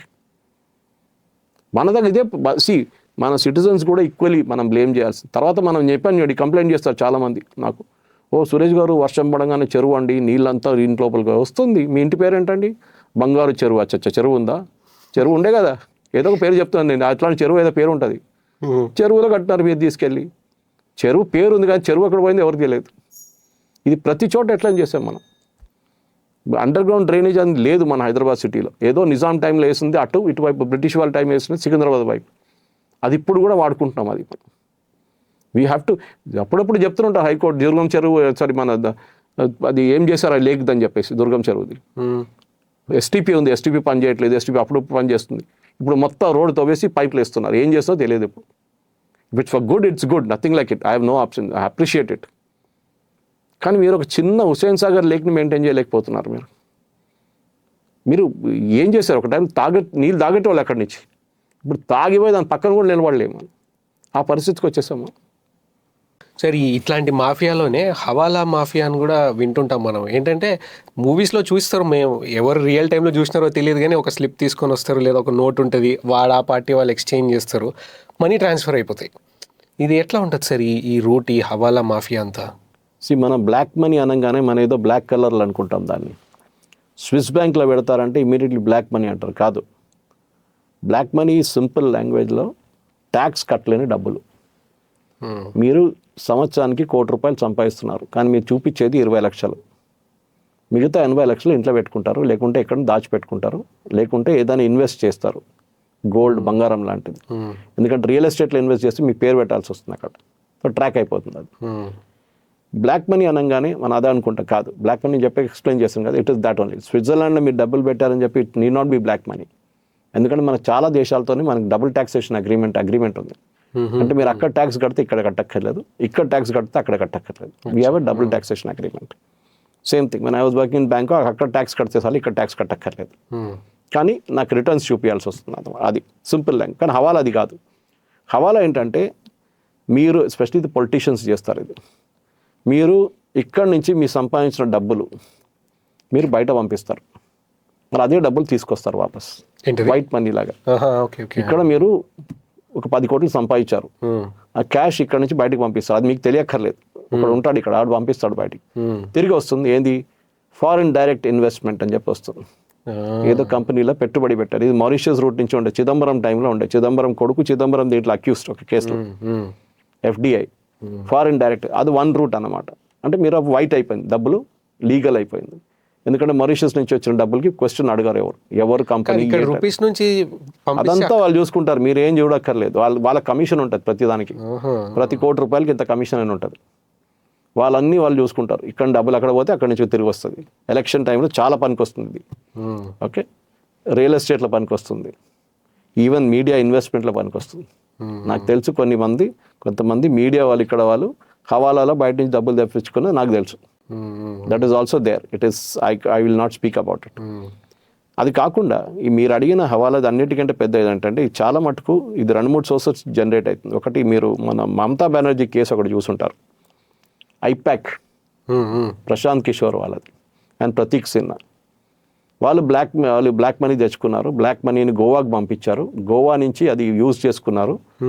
దాని రేడు కలకట్టా మీద జరిగింది. మమతా బెనర్జీ వచ్చి ఫైల్ తీసుకెళ్ళిపోయింది. మీ కథ అంతా మీరు వినుంటారు. There was the mention of the word hawala in that. ఈ హవాలా వచ్చినప్పుడే ఎన్ఫోర్స్మెంట్ డైరెక్టరేట్ వస్తారు. అప్పుడు దాకా సిబిఐ ఆర్ ఇన్కమ్ ట్యాక్స్ చూసుకుంటారు. ఎందుకంటే ఏ రోజు మీ డబ్బులు భారతదేశం నుంచి బయటికి వెళ్ళిందో then enforcement directorate will get into action. Okay, లేకుంటే అక్కడి నుంచి ఇక్కడికి వచ్చింది ఏదైనా ఒకటి. సో ఈ హవాలా ట్రాన్సాక్షన్ టిపికల్లీ పాత సిస్టంలో ఒక ట్రస్ట్ ఎలిమెంట్ ఉండే. ఈ గుజరాత్ వైపు వెళ్తే మీరు Surat diamond cutting and polishing ఉంటుంది, అంగడియాస్ అంటారు వీళ్ళని. వీళ్ళు ఏం చేస్తారంటే సాయంత్రం పూట కాగానే సూరత్ నుంచి ఒక చిన్న బ్యాగ్లో పాకెట్లో లోపల డబుల్ పాకెట్ ఉంటుంది, అది పెట్టుకొని ఒక సెకండ్ క్లాస్ ఉండే ఆ టైంలో, సెకండ్ క్లాస్ ట్రైన్లో ముంబైకి వెళ్తారు. వీళ్ళ దగ్గర ఉన్న డైమండ్స్ ఏమో ₹1,00,00,000 ఉంటుంది. కానీ ఆడు వెళ్తుంది దీంట్లో ఏసీలు కూడా వెళ్ళాడు. ఆ టైంలో ఏసీ తక్కువ ఉంది అనుకోండి, వెళ్ళి అక్కడ డెలివర్ చేస్తాడు. ఈజ్ అ కొరియర్ గడియాస్. కొరియర్ అక్కడ వెళ్ళి డెలివర్ చేస్తాడు. ముంబై వాడికి తెలుసు ఎవడు ఇక్కడి నుంచి ఇచ్చిండో అక్కడ ఆ మంచికి వెళ్ళి ఇచ్చేస్తాడు. ఒక్కొక్కసారి ఇచ్చినోడికి తీసుకున్నోడికి కనెక్షన్ కూడా ఉండదు. అది వీళ్ళు చూసుకుంటారు అనమాట. Cutting and polish. ఇంకా దీనికి అకౌంట్ లేదు, ఏం లేదు, బిల్ లేవు, ఏం లేవు. This is how it functions అనమాట చిన్న స్కేల్లో. తర్వాత మనం చూసింది అంటే బాంబే అండర్ వరల్డ్ అంతా ఈ బిజినెస్ వరల్డ్ దగ్గర నుంచి, బిల్డర్స్ దగ్గర నుంచి డబ్బులు తీసుకుంటారు వీళ్ళు. అది కలెక్షన్ ఏం చేస్తారంటే దుబాయ్లో తీసుకుంటారు, ఇక్కడ తీసుకోవడం. దుబాయ్లో పేమెంట్ చేసేయమంటాడు, అక్కడ ఒక అపార్ట్మెంట్ కొనేసుకుంటాడు. That becomes white money. ఇప్పుడు దుబాయ్ కూడా చాలా స్ట్రిక్ట్ అయిపోయారు. వాళ్ళు కూడా మీ సోర్స్ అడుగుతున్నారు. ఇప్పుడు మీరు ₹1,00,00,000 తీసుకొచ్చారు, 10 కోట్లు తీసుకొస్తే ముందు అడగకపోతుండే భారతదేశం. ఇప్పుడు అడుగుతున్నారు ఈ సోర్స్ ఏంటి, మీరు ఎక్కడి నుంచి వచ్చారు, ఈ డబ్బులు మీకు ఎక్కడి నుంచి వచ్చిందని దుబాయ్లో ఉన్న బ్యాంక్స్ కూడా అడుగుతున్నారు. దానికోసం మీరు చూసుంటారు మన దగ్గర చాలామంది ఫిలిం స్టార్స్ ఇట్లాంటి దేశాల్లో వెళ్ళి పెద్ద పెద్ద ప్రాజెక్ట్స్ కొనుక్కుంటారు. పెద్ద పెద్ద రియల్ ఎస్టేట్లో పెద్ద ఫ్లాట్లు అది ఇది బుర్జ్ ఖలీఫాలో తీసుకుంటారు. ఇట్లాంటివి చాలా ఉన్నాయి. అట్లా చాలా దేశాలు ఉన్నాయి. యూరోప్లో కూడా చేస్తారు ఇది. లండన్లో ఇల్లు తీసుకుంటూ ఉంటారు. డబ్బులు ఎక్కడంటే ఇది. సో మన దగ్గర ఈ హవాలా అనేది చాలా కామన్. ఎందుకంటే దీంట్లో ట్యాక్స్ లేదు, సోర్స్ ఆఫ్ ఇన్కమ్ చూపించరు. ఇంకోటంటే బ్లాక్ని వైట్లో కన్వర్ట్ చేసుకోవచ్చు. చాలా రూపాయలు ఉన్నాయి దీంట్లో. This is not as simple as it sounds. కానీ నడుస్తుంది ఇది. గవర్నమెంట్ ఆఫ్ ఇండియా చాలా దీన్ని అరికట్టడానికి ట్రై చేశారు, కానీ కావట్లేదు. ఎందుకంటే ఒకడికి కావాలి, ఇంకోటి సర్వ్ చేయడానికి రెడీగా ఉన్నాం. సప్లై అండ్ డిమాండ్ రెండు ఉన్నాయి. వీడేమంటాడు, నేను సంపాదించిన డబ్బులు నేను బయటికి పంపించి నేను తెప్పించుకుంటాను, లేకుంటే అక్కడే పెట్టుకుంటాను, కావాలన్నప్పుడు తెచ్చుకుంటాను. ఇది చాలా మటుకు మన దగ్గర ఉన్న పొలిటీషియన్స్ చేస్తారు, బిజినెస్ వాళ్ళు చేస్తారు చాలా మటుకు ఈ హవాలా ట్రాన్స్. మీలాంటి నాలంటే మిడిల్ క్లాస్ వాళ్ళకి కెపాసిటీ లేదు అది హవాలా చేయడానికి. అదే అంటున్నా మనం month to month, hand to mouth existence అంటాము అన్నది అది అనమాట. If your honest you will never be able to do all this. అంటే మీరు ఏదో కోట్లు సంపాదిస్తున్నారు, దాన్ని ఎక్కడ దాచిపెట్టాలంటే రాత్రి నిద్ర కూడా రాదు మీకు. అది వీళ్ళు ఇట్లాంటి వాళ్ళు. ముందు మీరు చార్మినార్ వైపు వెళ్తే, మీరు ఇప్పుడు కొంచెం తగ్గింది అనుకోండి, ఇక్కడ మీ వెంట వస్తాడు. కొంచెం మీరు హైదరాబాద్ కాదని కనిపించినప్పుడు మీ వెంట పడతాడు. సార్ ఫారెన్ ఎక్స్చేంజ్ అంటాడు మీ వెంట వచ్చి. ఆడేమంటా అంటే మీరు బయట నుంచి వచ్చిండ్రు, మీ దగ్గర డాలర్లు ఉన్నాయి, వాడికి అమ్మేస్తే వాడు రూపీ ఇస్తాడు మీకు, మీరు అక్కడంతా కొనుగోలు చేసుకోవచ్చు చార్మినార్ కాడ అంతా, లేకుంటే హైదరాబాద్లో ఏదైనా కొనొచ్చు మీరు. సో మీ దగ్గర $1,000 ఉంటే వాడికి ఇస్తే ఆడ ఎక్స్చేంజ్ రేట్ ఇచ్చేస్తాడు దానికి. ఓకే, ఇది. So this is what is happening. ఇంకోటి, మీరు అబ్రాడ్ వెళ్తున్నారు. ఓకే, మీరు ముందు అబ్రాడ్ వెళ్తున్నప్పుడు చాలా డబ్బులు తీసుకెళ్ళాలి. ఇప్పుడు అక్కర్లేదు. మీరు దుబాయ్కి వెళ్ళినప్పుడు నేను చూసాను, లాస్ట్ 5-6 నెలల ముందు వెళ్ళాను. You can use UPI there. Google Pay అన్ని పనిచేస్తుంది మనది, ఫోన్పే గిన్పే అన్ని పనిచేస్తుంది మన యూపీఐ. సింగపూర్లో పనిచేస్తుంది, చాలా కంట్రీస్లో ఇప్పుడు యూపీఐ పనిచేస్తుంది మనది. That is what Modiji's biggest victories. మన దేశంలో ఒకటే కాదు. ఇప్పుడు నా పర్స్ ఎక్కడుందంటే నాకు తెలియదు. నేను 3-4 రోజులు నా పర్స్ చూసి కూడా. ఓకే, కానీ పర్స్ ఉందంటే ఉంది, బ్యాగ్లో ఉంటుంది ఎక్కడో. ఎందుకంటే మిగతా అన్నిటికీ మనం ఎవరి దగ్గర వెళ్ళినా కానీ చేంజ్ లేదు, మనం గూగుల్ పే వాడతాం. నా ఇప్పుడు ఏమైందంటే, why I'm bringing the story is, UPI పేమెంట్స్తోనే చాలా మట్టుకు బ్లాక్ మనీ కట్ అయింది సిస్టమ్ నుంచి. మా ఇంటి దగ్గర ఉన్న పానీపూరి వాడికి ఇన్కమ్ ట్యాక్స్ నోటీస్ వచ్చింది. రోజు ఆడు 1,200, 2,000, 3,000 టర్న్ ఓవర్ ఉంది వాడిది. అందరూ గూగుల్ పే కొడుతున్నారు. నెల కాగానే వాడికి ఒక ₹1,00,000 లేకుంటే ₹2,00,000 ఆదాయం వస్తుంది. సండే రోజు ఎక్కువ సేల్స్. సంవత్సరానికి ఇంత వస్తుంది. ఇన్కమ్ ట్యాక్స్కి బ్యాంక్ వాళ్ళు ఇన్ఫార్మ్ చేస్తారు, వీడు ఆ బ్రాకెట్లో వచ్చేసిండు అని. వాళ్ళు వచ్చి పాన్ కార్డ్ ఎక్కడంటే, ఏం పాన్ కార్డు, ఆడికి పాన్ కార్డ్ అంటే తెలియదు. సో చాలామంది ట్యాక్స్ బ్రాకెట్లో వచ్చేసిండు. మీ ఇంటి దగ్గర ఉన్న పాన్ డబ్బా వాడు మీకన్నా నాకన్నా ఎక్కువ సంపాదిస్తాడు, కానీ మొత్తం క్యాష్లో ఉండే ముందు. ఇప్పుడు అందరూ యూపీఐ కొడుతున్నారు. మా ఇంటి దగ్గర పెద్ద ఒక టిఫిన్ సెంటర్ ఉండే, 30-40 సంవత్సరాలకు నడుస్తుంది వాళ్ళు. వాడు బంద్ చేసి వెళ్ళిపోయాడు. ఏంట్రా అని అడిగితే, ఏం చేయాలి సార్, జిఎస్టీ వాడు వచ్చి కూర్చున్నాడు, స్విగ్గీ జొమాటో వాడు జిఎస్టీ లేస్ చేసిండు, వాడు వీడు ఇన్కమ్ ట్యాక్స్ వాడు వచ్చి కూర్చున్నాడు, వాడు నాకు గూగుల్ పే ఫోన్పే అన్నీ తీసి స్టేట్మెంట్ తీసుకొని వచ్చాడు బ్యాంక్ నుంచి. నేనేం చేయాలి ఇప్పుడు, నేను ఎట్లా కట్టాలి ఇంత లక్షలు ముందు అంతా క్యాష్లో డీల్ చేస్తుండే. సో ఇప్పుడు క్యాష్ అనే కాంపోనెంట్ చాలా మటుకు సిస్టమ్ తగ్గిపోయింది ఇప్పుడు. మీరు ఎస్పెషల్లీ డిమానిటైజేషన్ తర్వాత మీకు గుర్తుంటుంది, కాశ్మీర్లో డిమానిటైజేషన్ కన్నా ముందు రాళ్ళు విసురుతుండే మన సెక్యూరిటీ ఫోర్సెస్ మీద. ఎప్పుడైనా ఎన్కౌంటర్ జరిగితే, లేకుంటే ఫ్రైడే ప్రేయర్స్ తర్వాత, ఇక్కడ మన ఓల్డ్ సిటీలో కూడా నడుస్తుండే, రాళ్ళు విసురుతారు.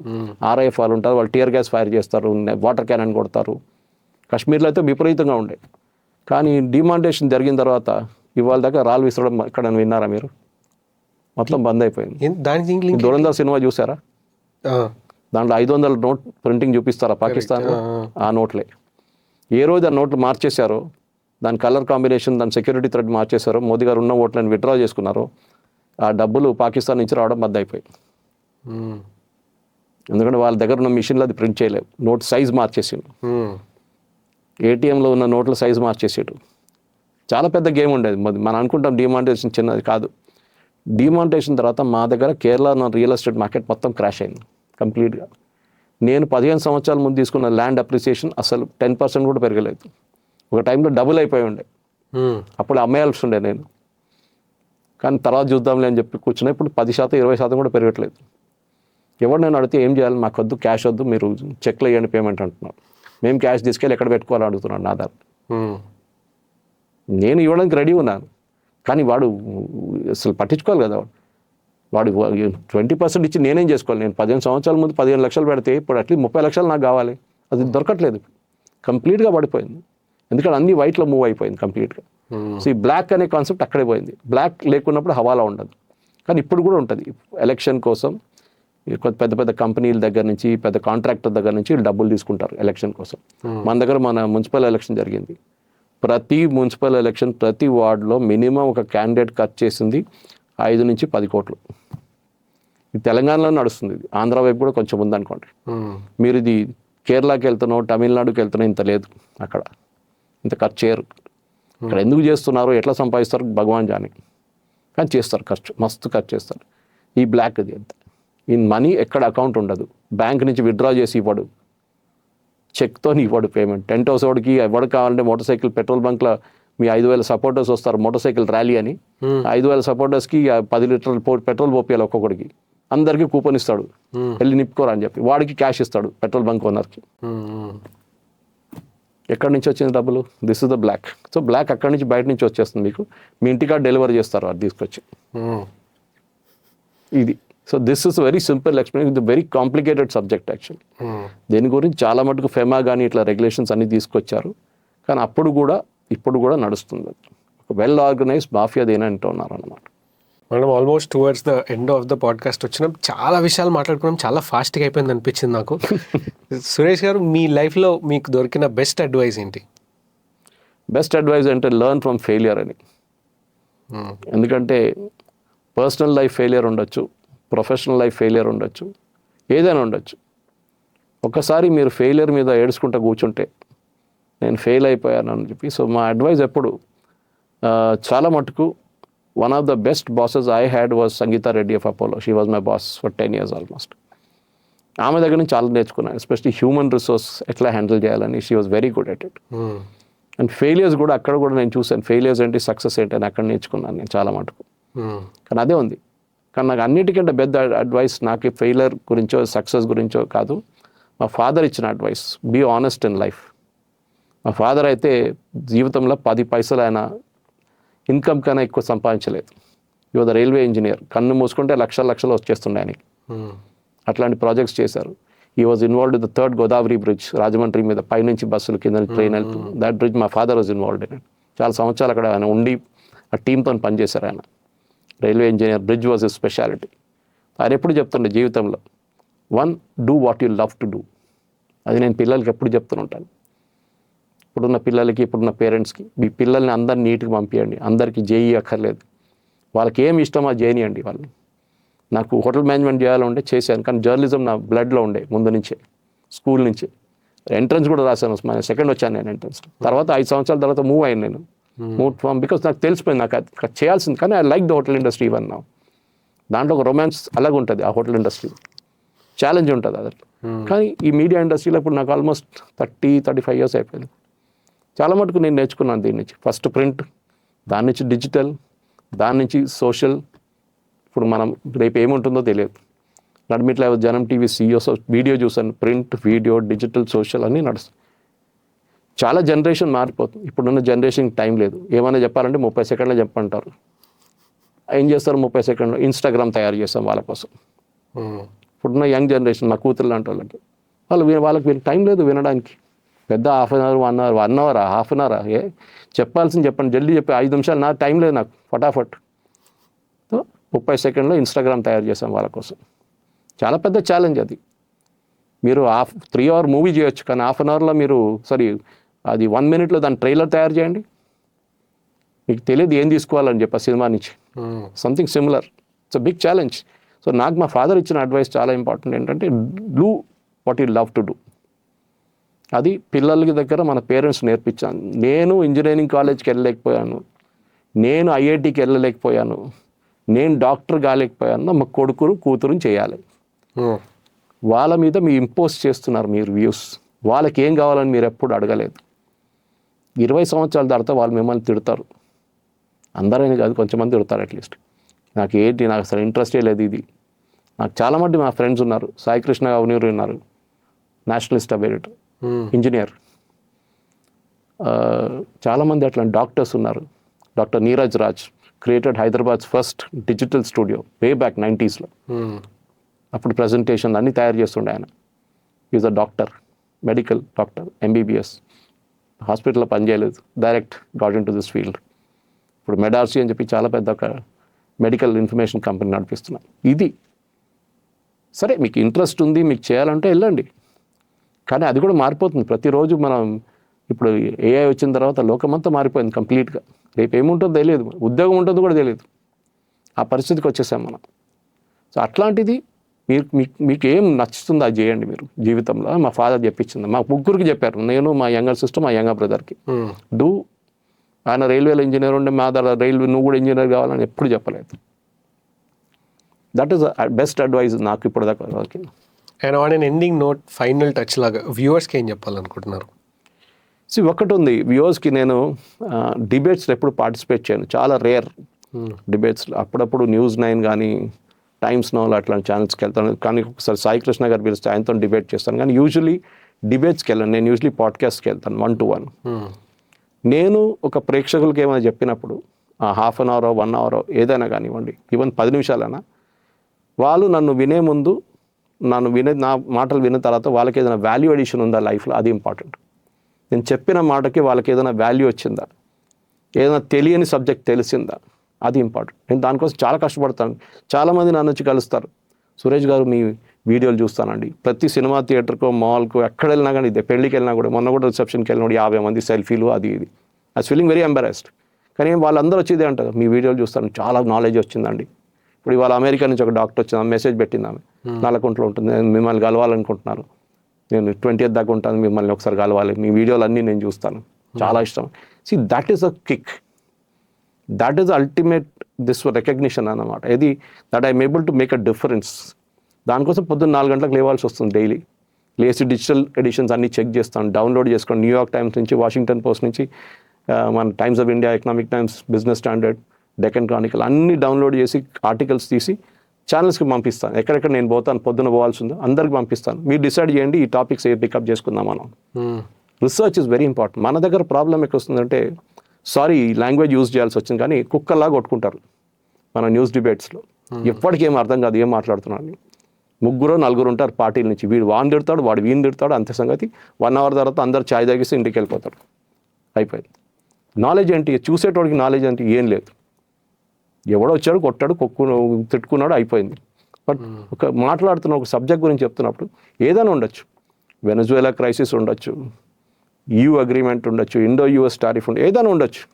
మనం చెప్పినప్పుడు ప్రేక్షకుడు అటు సైడ్ కూర్చున్న మనిషి చూస్తున్నాను అంటాడు, అరే వా ఇది నాకు తెలియదు ముందు, ఇది తెలిసింది ఇప్పుడు అంటారు. That is a kick. అది నాది అన్నిటికంటే పెద్ద అడ్వైస్ అది మా వ్యూవర్స్కి. అట్లాంటి ప్రోగ్రామ్స్ చూడండి. నేను చాలామంది ఉన్నారు అలాంటి వాళ్ళు, చాలామంది ఉన్నారు. తెలుగులో బహుశా తక్కువ ఉంటారు, కానీ ఉన్నారు తెలుగులో కూడా.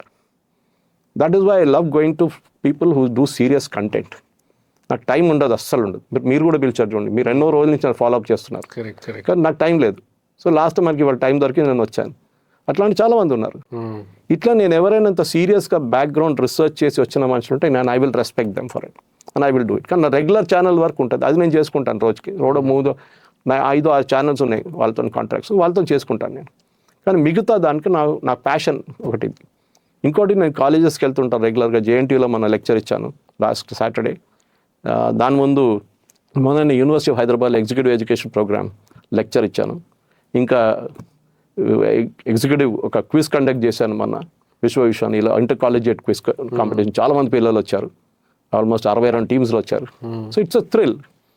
సో పిల్లలు లెక్చర్ ఇవ్వడం అనేది నా ఫేవరెట్. ప్రతి వారం నాకు కాలేజ్ ఉంటుంది, ఎవరో పిలుస్తారు. కానీ ప్రాబ్లమ్ ఇస్ టైం. నేను దేవుడికి రిక్వెస్ట్ రాసి ఇచ్చాను, నాకు 24 గంటలు సరిపోవట్లేదు, 36 చేయమని. ఇప్పుడు దాకా అప్రూవ్ కాలేదు. అప్రూవ్ అయితే నా జీవితం కొంచెం బాగుపడుతుంది. కానీ అది ఏజ్ ఆఫ్ 63 చాలామంది అంటున్నారు. ఇవాళ కూడా ఛానల్లో ఒక యాంకర్ అన్నాడు, సురేష్ గారు మీరు కొంచెం రెస్ట్ తీసుకోవాలి, మీ ముఖం మీద టైర్డ్నెస్ కనిపిస్తుంది అన్నారు. బహుశా మా వైఫ్ కూడా అదే చెప్తుంది, మా ఫ్రెండ్స్ కూడా అదే చెప్తున్నారు. సరే కొంచెం బ్రేక్ తీసుకోవాలి, కానీ నేను ఇంట్లో కూర్చోలేను. ఈవెన్ సండే రోజు ఆలోచిస్తాను ఏం చేయాలని చెప్పేసి ఆలోచిస్తుంటాను, ఎవరైనా పిలిస్తే బాగుంటుందేమో అని. చాలా థ్యాంక్స్ సార్, మీ టైం తీసుకొని ఇక్కడికి వచ్చినందుకు. Thank you. Is having you on the show. Thank you.